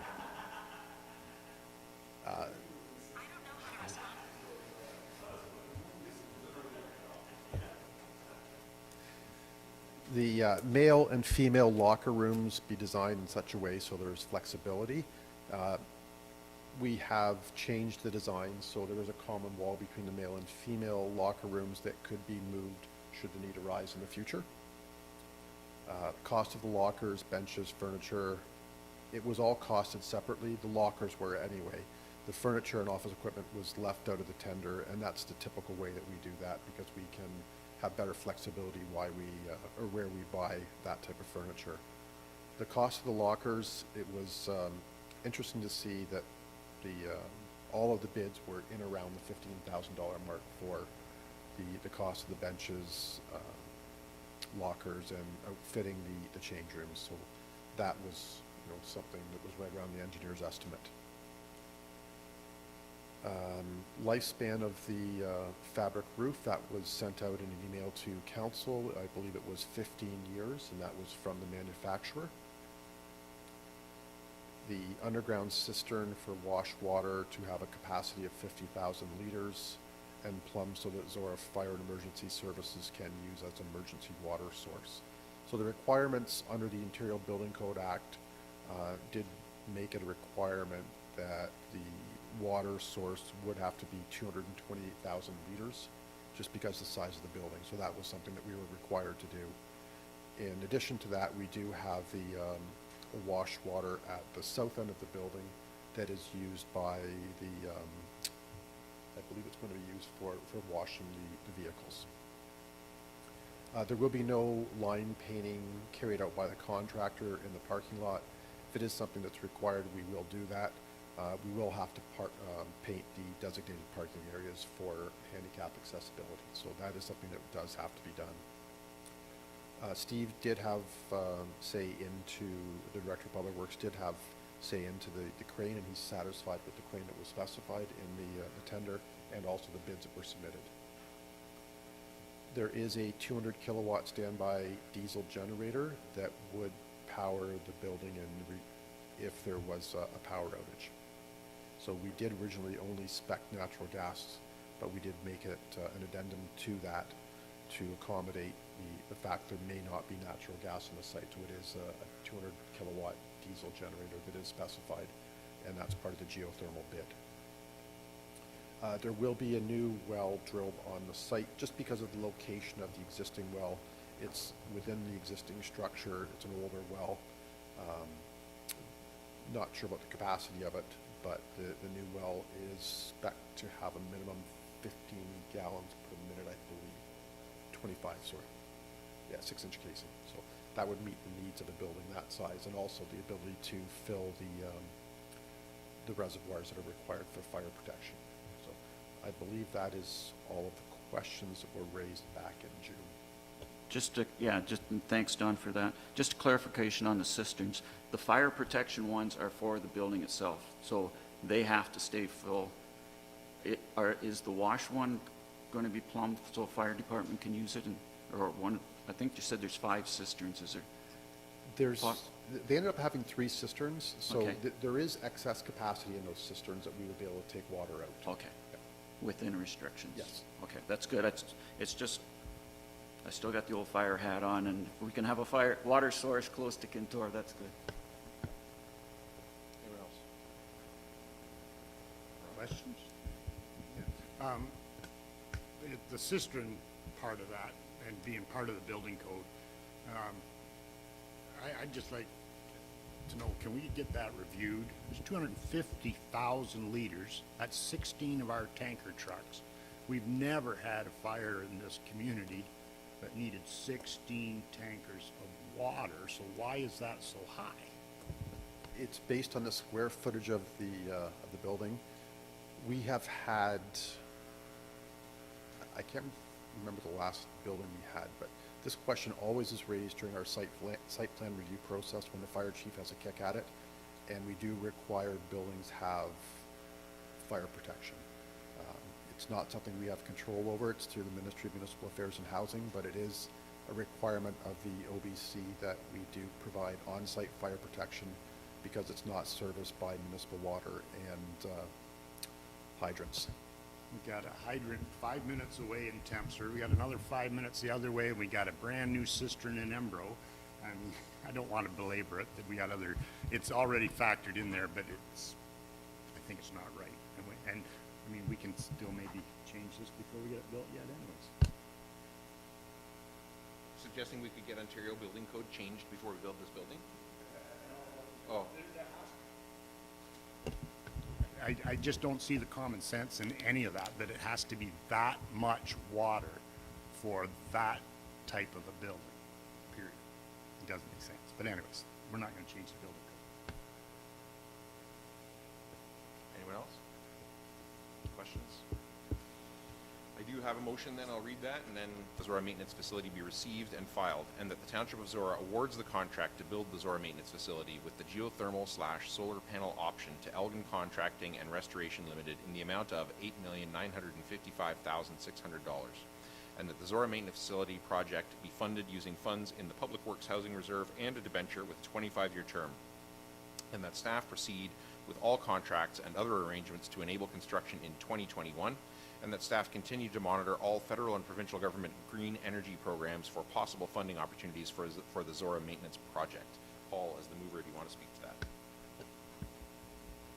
My initial reaction when the tender numbers comes out was that we would have to go with the natural gas option because I felt $1.8 million in additional capital cost for the geothermal and the attached solar panels was too much. And then I went through a process where I eventually changed my mind to where I wrote the motion that Marcus just read. And I started out by looking at the 50-year capital replacement cost and operating expenses.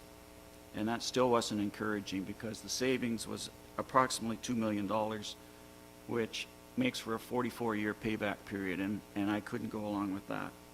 But then I read the final column in the report, or the final paragraph, and it reminded me about the commitment of carbon neutral by 2040 that the previous council made. And to be honest with you, if I'd have been on that council, I would have voted against that. But the policy is the policy, and we have a responsibility to enact that policy.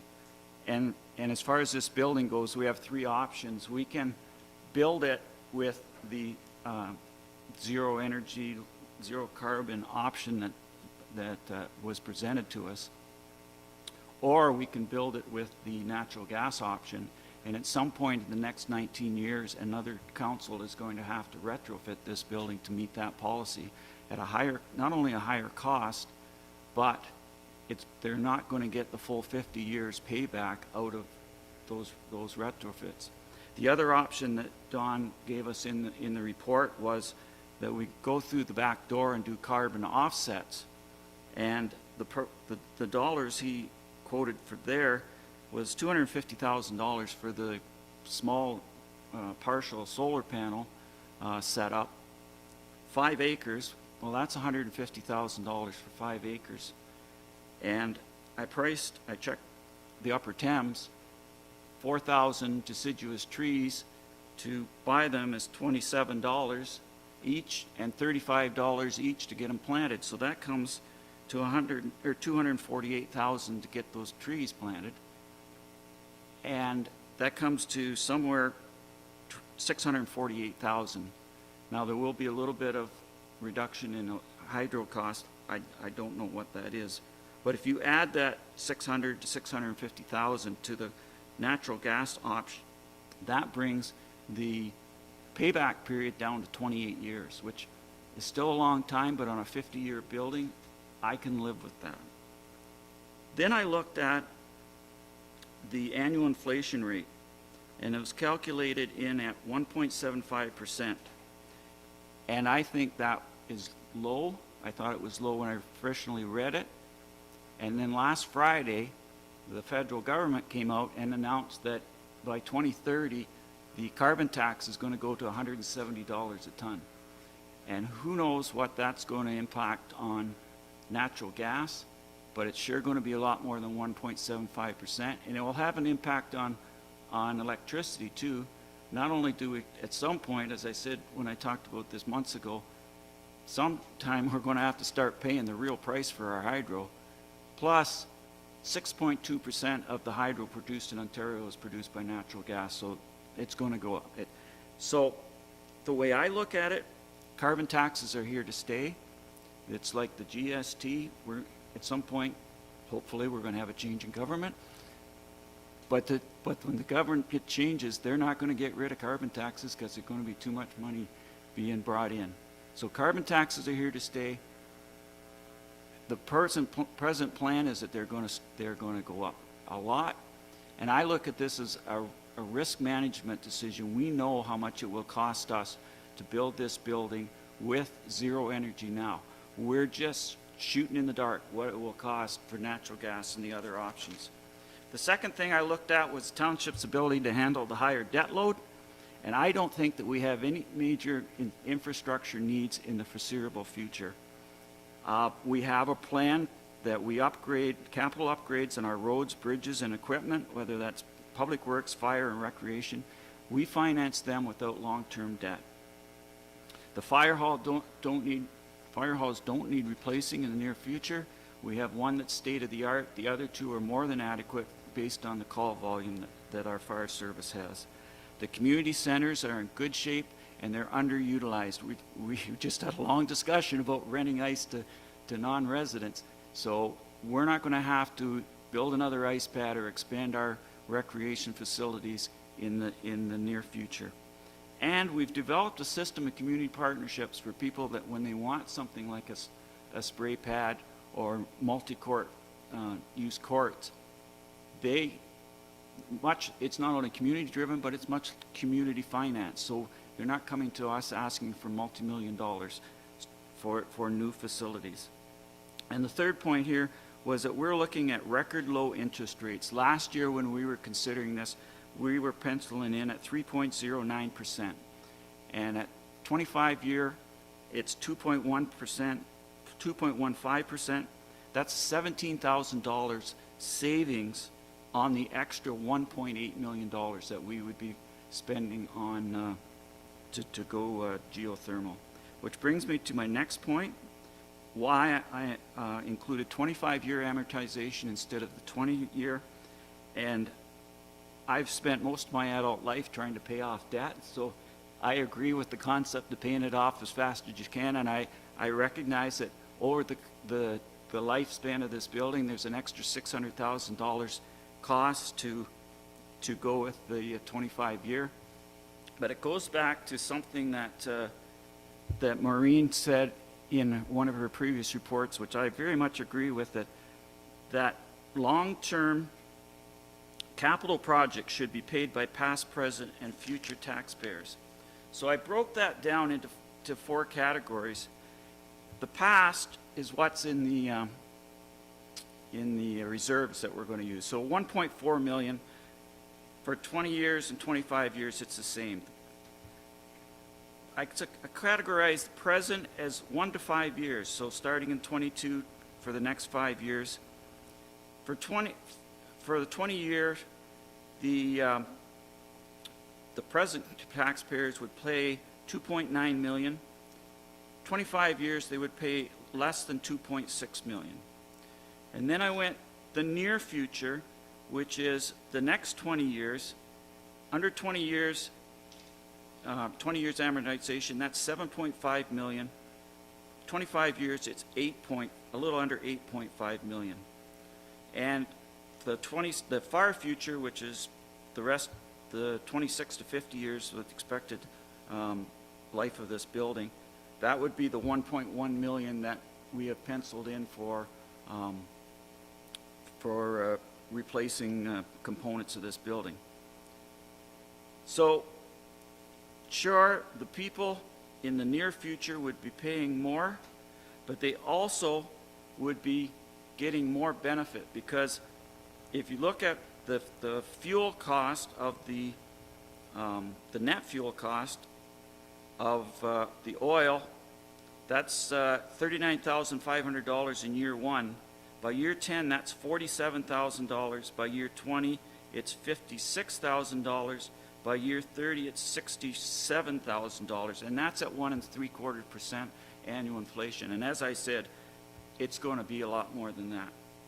So that's why I went that way. And I also looked at the capital tax levy requirement. So I took these two charts that Maureen gave us, printed them off, and I took that number that's down at the bottom that says capital tax levy requirement for the next 4 years. If we go with the 20-year term, the taxpayers in the next, starting in 2022, would pay an extra $280,000 towards this. I think going 25 years is a more fair distribution of the cost and the benefit of this building, that the people that are really going to benefit from it are the people that are in the future and in the far future. And I think that it's important, especially with the economic climate we have right now, that we can put up this building, do it the way we want it, and we can turn and even though it's going to cost a little over $10 million, we can say to the taxpayers, look what we did. We had to build this. We've been working on this for 10 years, and it's not going to jack your taxes up at all. So those are the reasons. My last point that I had in there was about the green energy program, monitoring the green energy programs, and that comes back. I know our staff have all through been checking every green energy program, seeing if we qualify for any funding. It amazes me that we haven't.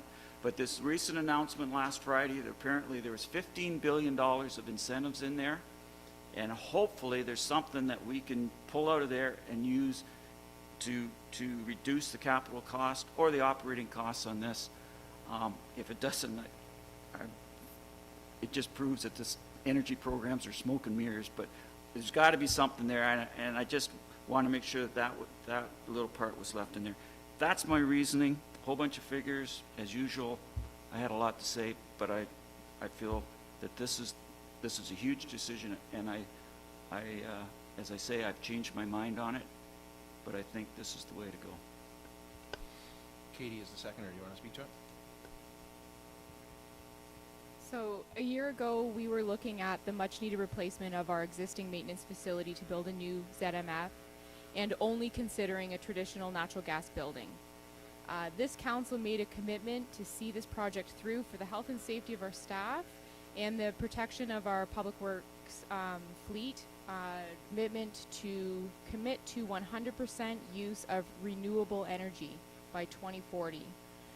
I believe it was Councillor Mitchell who paused our process early in 2020 to identify that we should at the very least be considering renewable energy options for this facility, and Council agreed. On March 4th, we had a net zero screening study brought forward for Council's consideration. On May 6th, Council asked for a report regarding designs for renewable energy initiatives.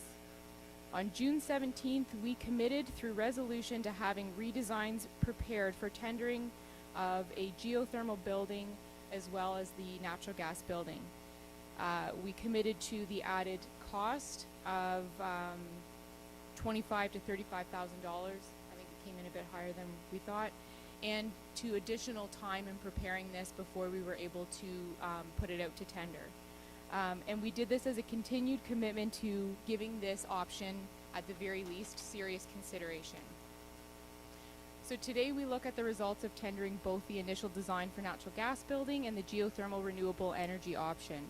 And this council carries forward our commitment to taking a serious look at building this 50-plus year structure in alignment with the environmental commitment we have made. So the question isn't which is cheaper up front or which building are we more comfortable with, because it's how we've always been building things. That will not increase taxes for current residents, will align with our strategic plan environmental commitment, and will protect and, most importantly, protect future taxpayers from the unknown but undeniable increase in our energy costs by making our own energy. So this council has committed to taking a serious look, and I have what I'm seeing here, but also what was just outlined by Paul, says it's not only possible, but it's manageable, it's responsible to taxpayers of today and the future. Anyone else? Ron? Well, I'm going to be the other side of the issue here. I would like to see Michael and Clark get the building for $8 million. The reasoning is, and to begin with, it's dollars.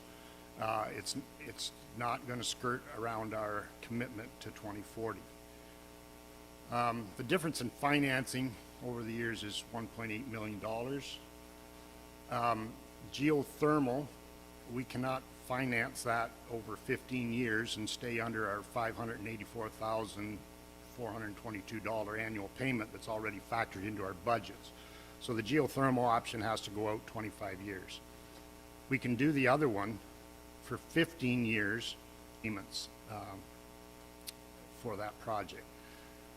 When those payments end in 15 years, we're still 5 years away from our 2040 commitment, and we can use $584,000 a year for those 4 years or 5 years to do whatever will be there in those 20 years.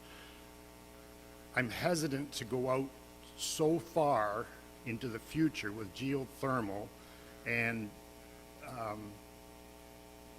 solar panels and all of that at this moment because of the way things change in a short 50 years. We named a street after the Hogg family today, and in the history, when I was looking that up, in 50 years, they went from steam turbine, they went to water wheel, they went to electricity. In 50 years. There was 4 or 5 generations that worked on that mill in those years. That's what we're looking at today. And if you think we're getting too futuristic, I think our geothermal is already outdated. Our gas options, yeah, we're probably going to have to run a gas line to there for this year or for next year when we build the building, if we go with this option.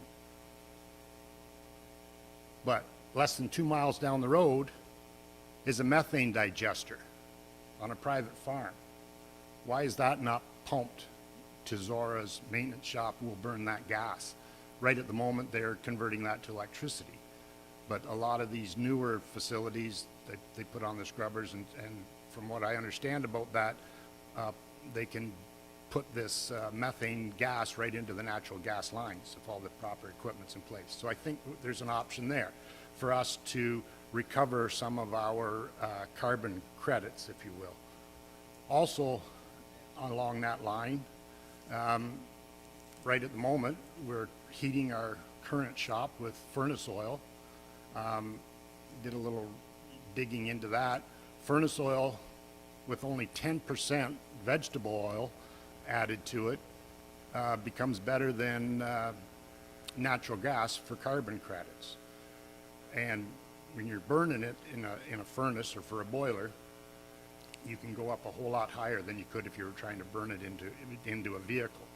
So I think there's all kinds of options down the road that will make us meet our targets for 2040 without saddling the future taxpayers for an extra 10 years of, $584,000 a year in payments.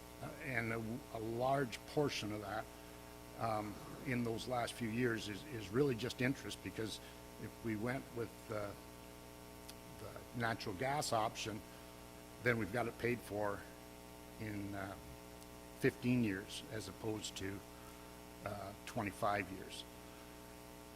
years.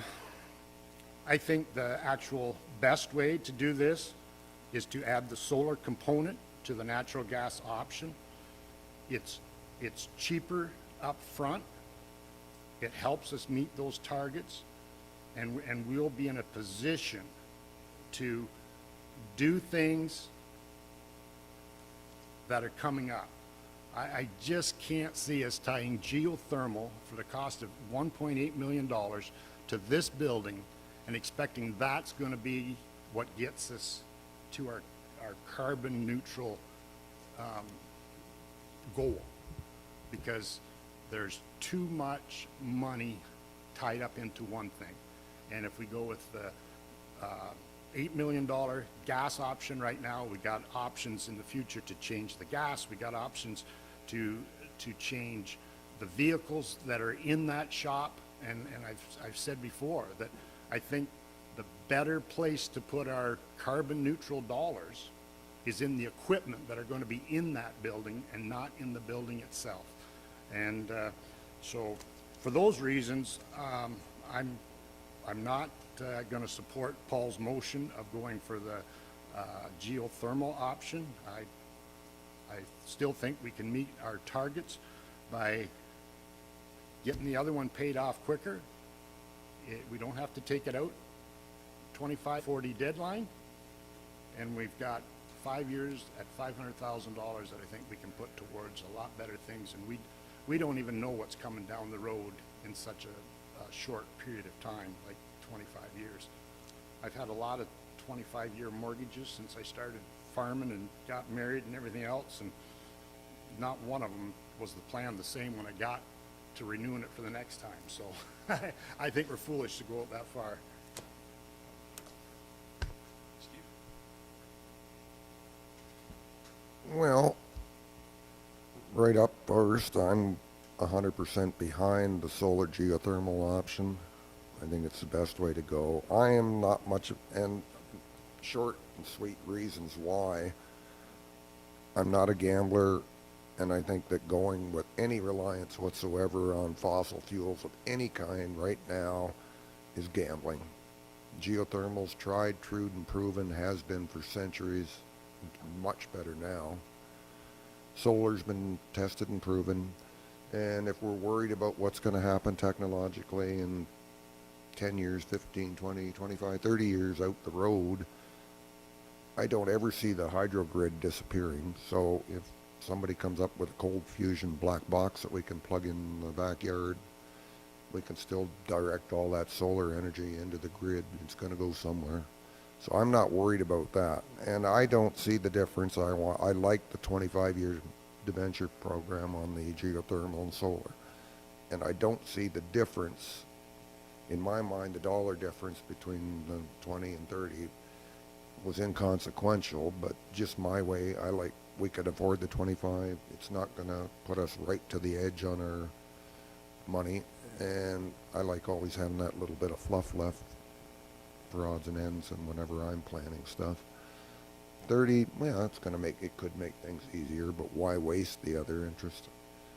I just see the solar geothermal idea, but I see that as unreasonable, like impractical. Looks pretty, but you're still fooling yourself if you burn an oil or natural gas out the back door. So that's where I sit.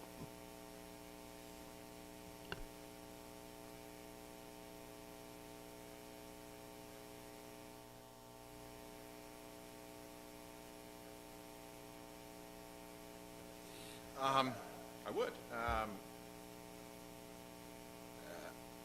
I came at this from it's funny because I came at this from a different starting point from Paul, in that my bias was towards the geothermal one. It was actually for some of the reasons that you said. But as you went through your points, I made notes of them, and almost all the points that you made were points that I had made starting from a different place but ending up in the same place. So I'm not going to go over those again. I would say a few things to a couple of points that you made, Ron, which I think are good points. With respect to retrofitting, financing it over 15 years and retrofitting, that would be a viable option, but then we would have essentially built the natural gas building for a payback of 15 years.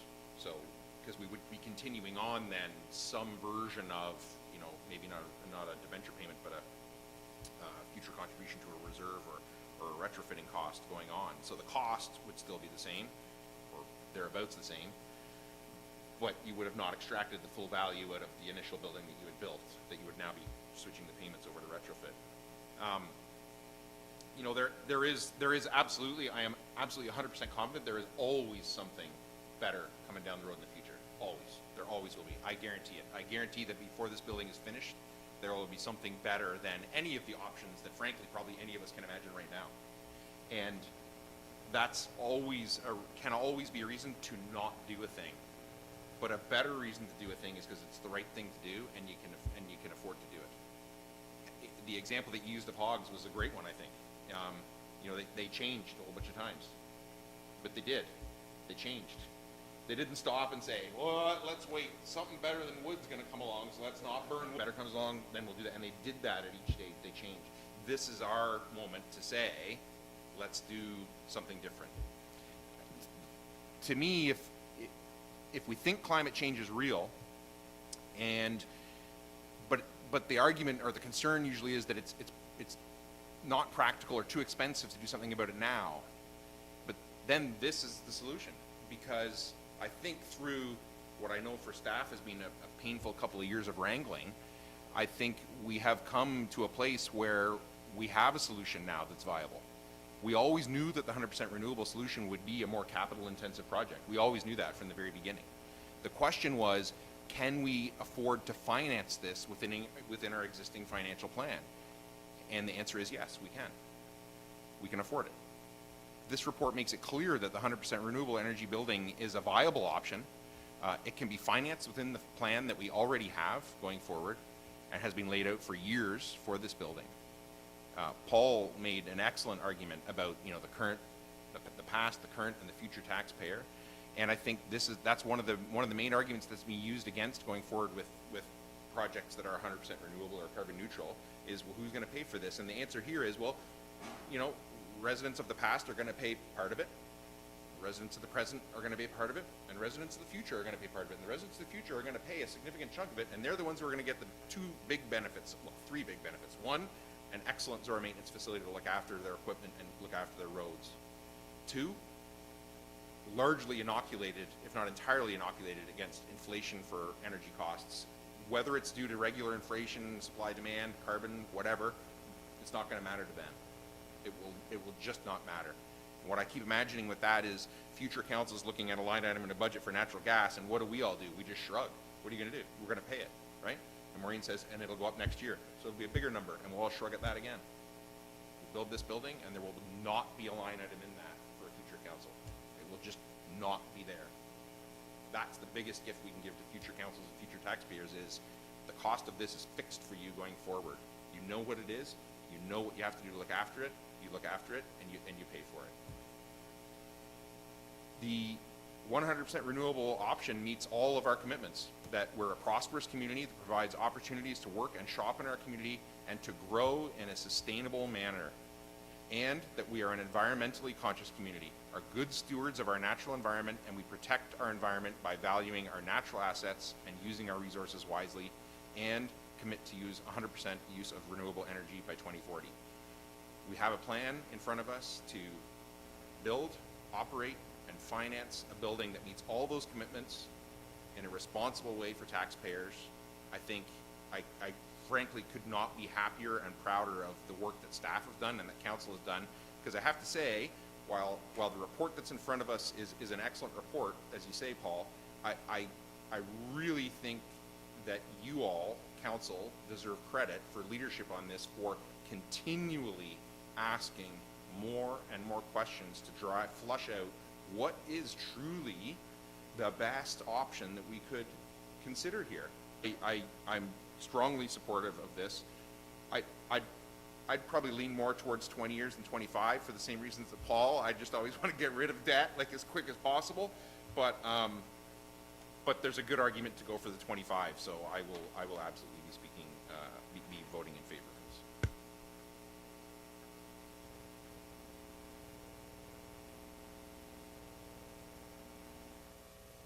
Growing up and knowing enough engineers and engineering, I know we planned a 50-year life cycle on this building. I know from engineers, it'll probably be around in 60, 70 years if we maintain the main. It's going to have a longer life. Another factor is we're basing our numbers on what our finances are now and what can we afford now, and here's the interest. I'm hoping within 20, 30, 40 years the township's going to grow a little bit more and there'll be a bigger tax base. So that's my closing 2 points.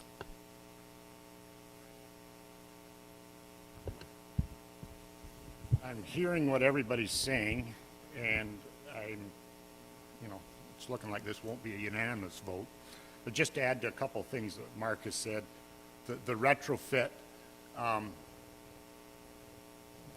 are we going to, in 10 years, if something come along, are we going to say, you know what, this geothermal is out? And we've spent $1.8 million on that option, and because we're committed to it. I just think we're committed to something for far too long. And the other thing is, don't forget that all of our solar panels, compressor pumps, all of that showed in here that at the end of 25 years, they're done. We're gonna add another $1 million to this building on year 25, maybe to year 30. Some of that stuff said 30 years was the life cycle on some of that geothermal equipment. So I think there's maintenance to this whole program all the way along, and I think we have to just be careful. Paul went through some things that, geez, we don't have any big things coming down the road at us.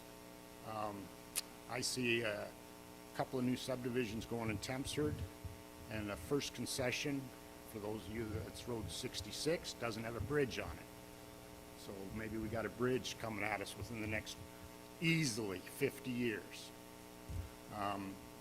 There's things that are going to sneak up behind us on this, and pushing our debt limit to the limit, and not that we're going beyond what we can afford to pay, but let's get it paid off in quick enough time that maybe in 15 years we can take on a bridge expense or whatever other costs that are going to creep up because of the expansion.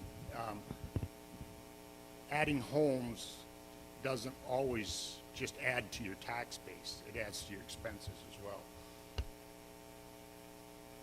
Anyone else? Okay. I should just let it go, but.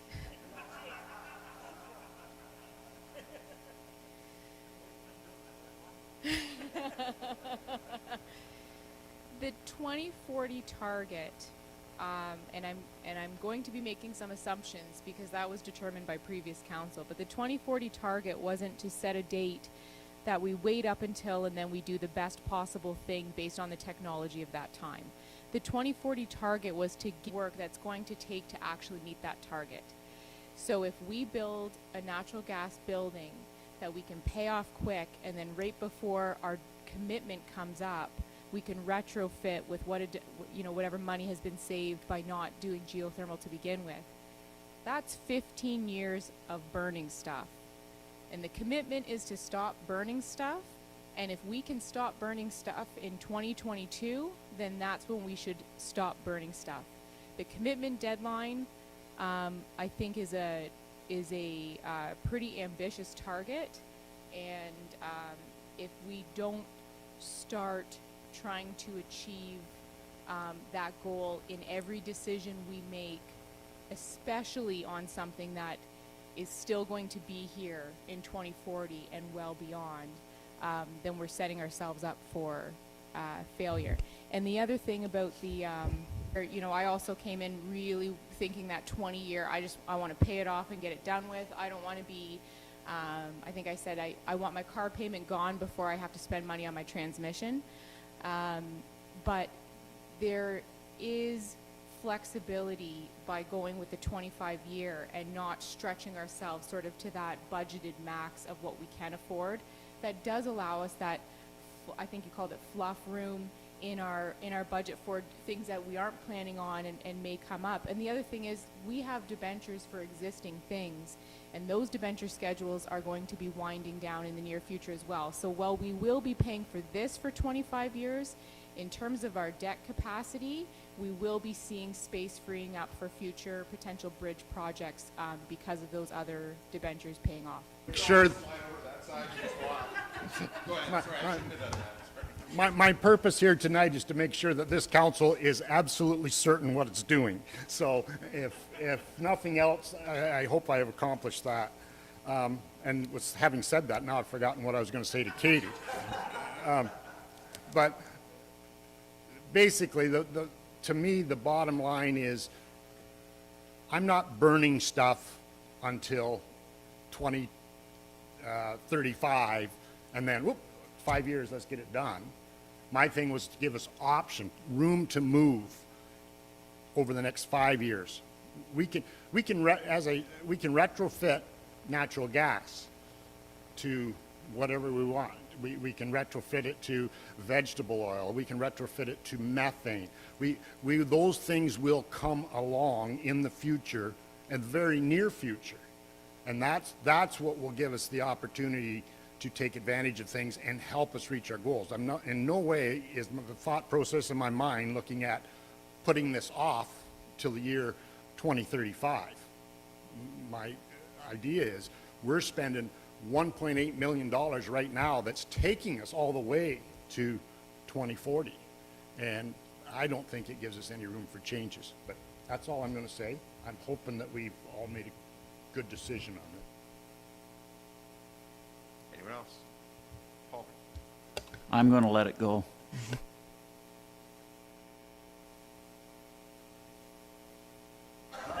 Okay. Because I was on council when we first put this idea out there, and Steve was there, and we decided we needed a public workshop, and we got this whole ball rolling. It got sidetracked by a fire hall. Too bad John wasn't here. But anyways, so it got put off. Steve was telling me how to dig. Anyways, I think we can do that. I voted against the fire hall too, so.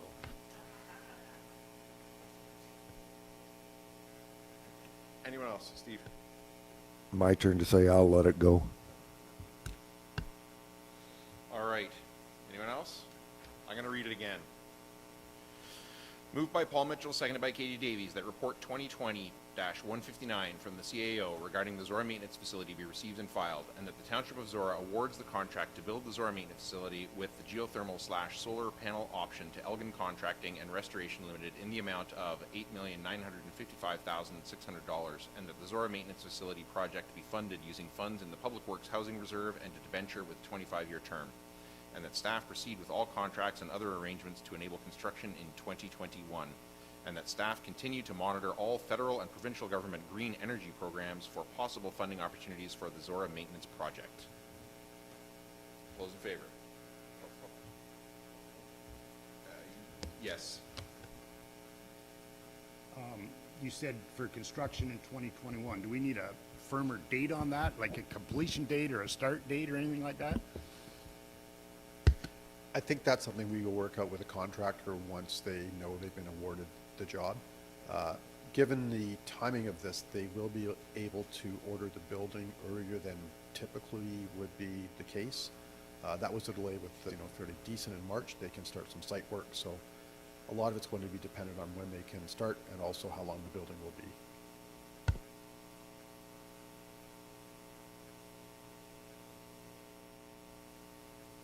Now we read it again. All those in favor? Opposed? That's carried. No one will ever know.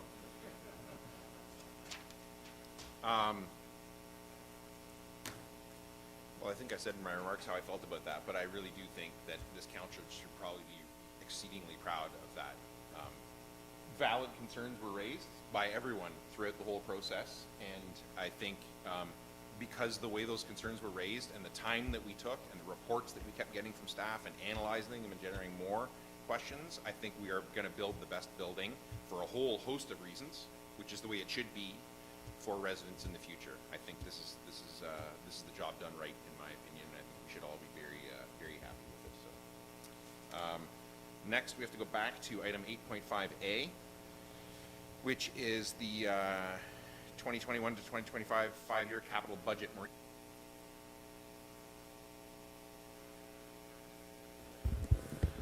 I think we kind of highlighted some areas with respect to the impact of the decision made by council on this previous agenda item and what impact would be. So based on the past resolution that council has just enacted, just bear with me, I'm going to pull up my report.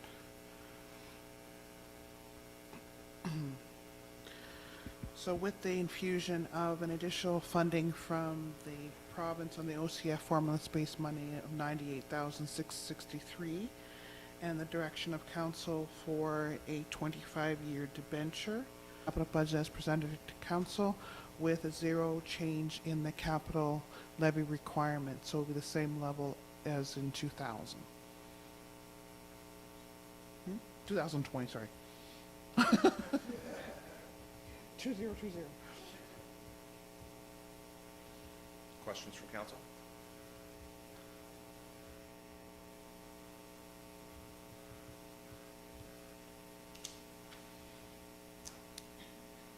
So does the motion that I have in front of me then, Maureen, 50? That is the I just wanna current be sure before I read it. 2020, yeah, Okay, so unchanged then, what's in this motion based on what happened tonight? correct. Okay. Any other questions for Maureen before I read the question? Moved by Ron Forbes, seconded by Katie Davies, that council adopts in principle the 2021 to 2025 5-year capital budget, establishing the 2021 capital levy requirement of $2,806,550, the same level as 2020. All those in favor? Opposed? That carries.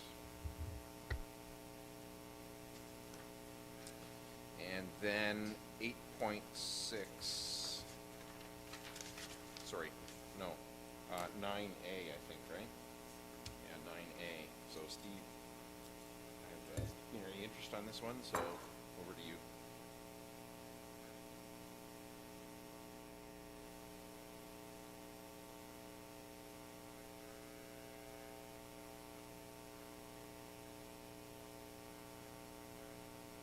Okay.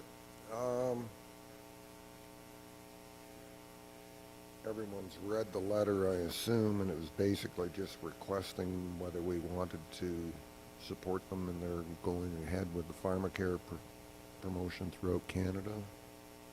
So the first thing I'll do is ask for anyone who wish to speak to it. No, there's no motion yet. You got one?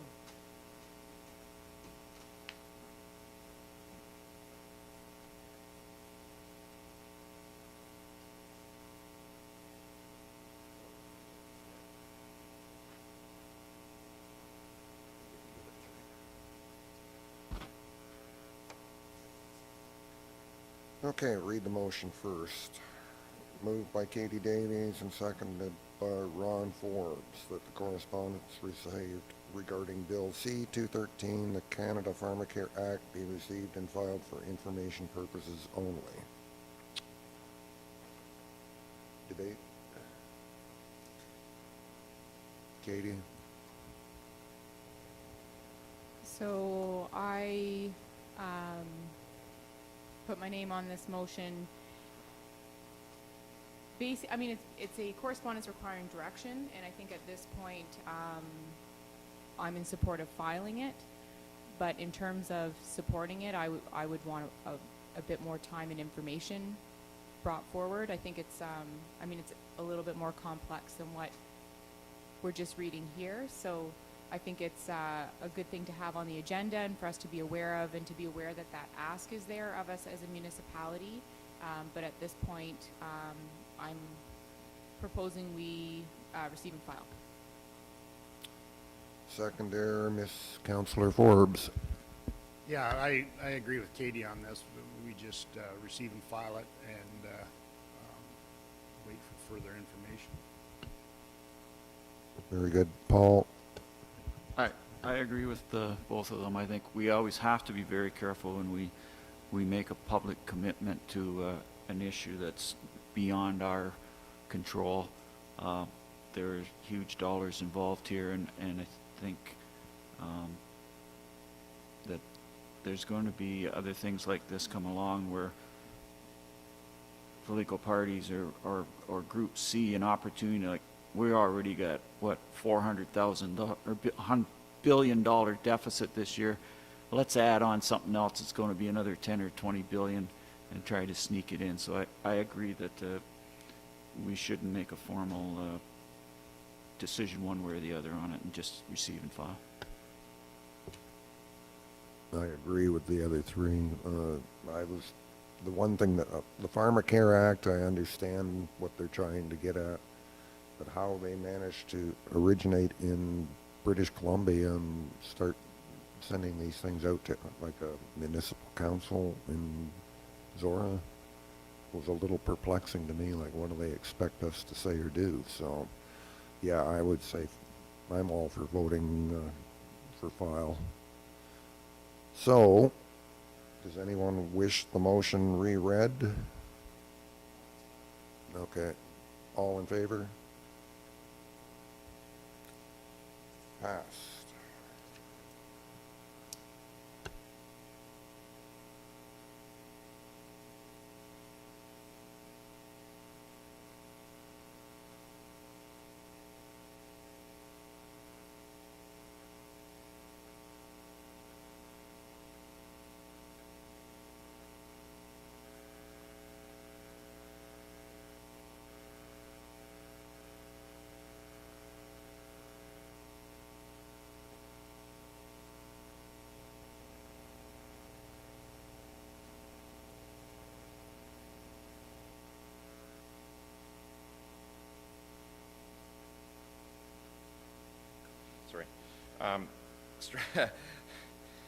Correspondence from the clerk on the service delivery review consultation with area municipalities. I think it's fairly self-explanatory in the correspondence there. Is there any questions on this before I read the motion? Paul? These two guys are heavy hitters. Like, this is going to be, it's going to be fun, but it's going to be intimidating talking to these guys. I just wonder what prep group, or what are they looking for? Just our own ideas, or do you know any more about it than this? It would be up to council if you wanted to. We can certainly prepare individually, absolutely. If council wanted to prepare as a whole, we could absolutely do that as well in advance.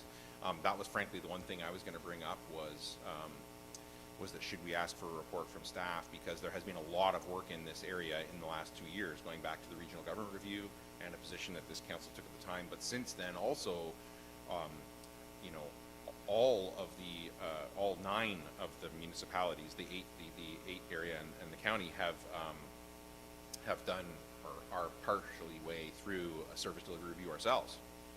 So I think it would certainly be worth us re-looking at all that work, whether council wanted to do that in the form of a summary report or just have staff bring us back the same ones again.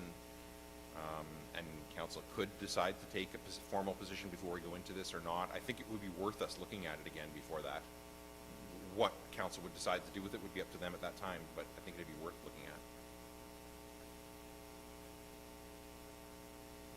Yeah, I would certainly like some guidance. Like, when you get people this experience and these connections coming to talk to you and want to know what you want to say, you better be prepared to make it worth our time and their time. So how we go about doing it, I'm not sure. I just throw the question out there.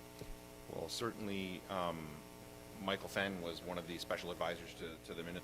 I would hope. I mean, we've contracted him. We as a community, not this council, but have contracted him to do this work. So yeah, I would hope that he's going to ask us very hard-hitting questions, because I hope that he will uncover opportunities for us, frankly. So the motion that I have in front of me right now does not do that. I will read the motion, and then we could maybe make an amendment if we want to do something where maybe it'll just be direction to staff or something, but I'll read what I have here. Moved by Katie Davies, seconded by Ron Forbes, that council schedule a special council meeting on Tuesday, January 26, 2021 at 9 a.m. to facilitate a consultation workshop with Strategy Corp with regards to the Oxford County Service Delivery Review.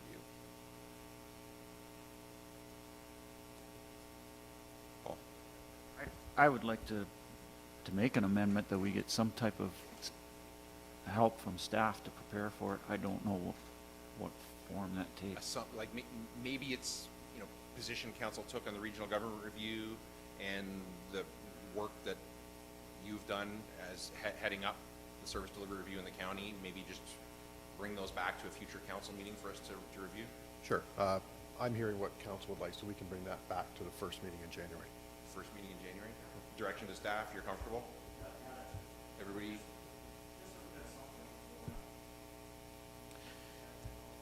And putting it on an agenda, again, means that we can all ask questions of Dawn, debate amongst each other, and then decide if we want to take a position or just we're better informed and we go into the January 26th meeting for that. Okay. Yeah. Anyone? Donna or Alicia or Lisa, somebody will send out an actual meeting invite to make sure it's in all of council's calendar. Thank you. 10, no boards, reports.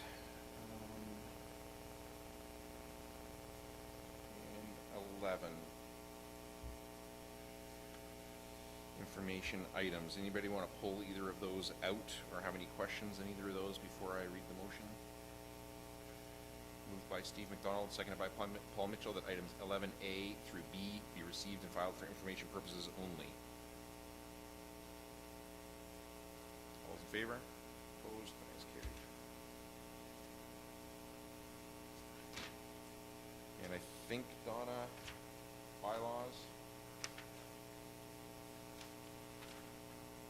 Moved by Steve McDonald, seconded by Paul Mitchell, that bylaws 69-20, 70-20, 71-20, 72-20, and 74-20 be taken as read. Oh, sorry, Ron? I'd like to have 7220 taken out of that, because I'm not going to vote in favor of it. Okay, so you want to make an amendment to this? Because I read it now, so you got to make an amendment. I put it on the floor. I need an amendment that 72-20 be removed. Okay. Vote on that one? Sure. And then you'll need somebody will need to write one to adopt 72-20 then.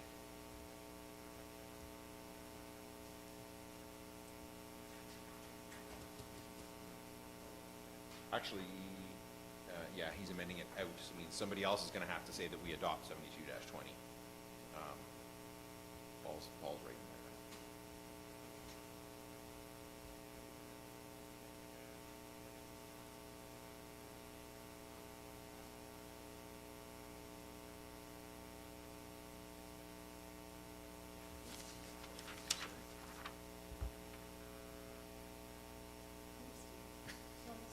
Sure. You can be non-committal on that one.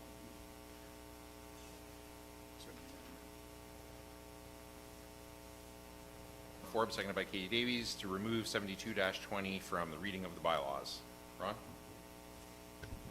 Yeah, the only reason I want it pulled out is because we're asking for a blanket approval of all of those, and I'm not voting in favor of the bylaw for the ORV.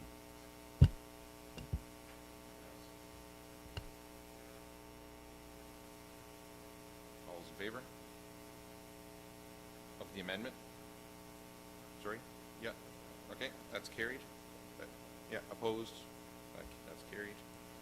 So the motion now reads, moved by Steve McDonald, seconded by Paul Mitchell, that bylaws 69-20, 70-20, 71-20, and 74-20 be taken as read a first, second, and third time and finally passed. Further, that the mayor and clerk are hereby authorized to sign the same and affix the corporate seal thereto.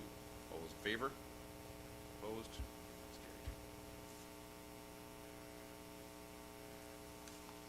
So now we have not adopted 72-20, correct? What's that? Oh.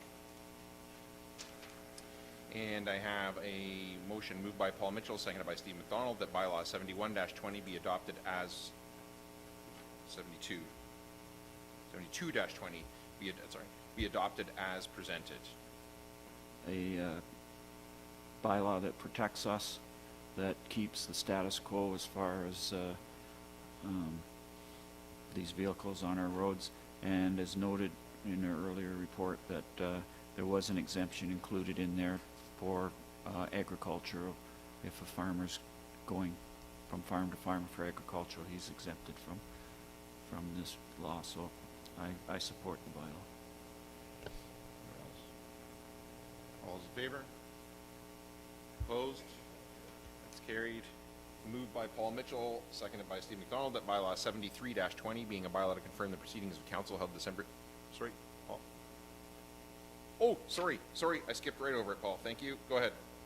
Oh, I just want to mention that you and I had a virtual meeting last week. Yes. Concern the Kintor traffic calming work that we've done with Oxford County. There was David Simpson, Frank Gross, and I can't remember, Sean. They've been from in on it. Anthony Heimers, Matt Paul sat in on it, Marcus and I. We have come up with 3 or 4 immediate solutions to issues, concerns that have been raised by the school community and other local residents. There are also some long-term solutions that may be implemented when road construction is done, whenever that happens. There will be a report coming from the county to our council meeting on January 4th, and they have, since our meeting, they did consult with, there was an email came out late this afternoon, 14th, the first meeting or whenever, It's been a long night. They have consulted with the A.J. Baker School, and they will be coming to us just to let us know and get our approval of what they want to do. So it's been a long time coming, but I think the solutions are appropriate.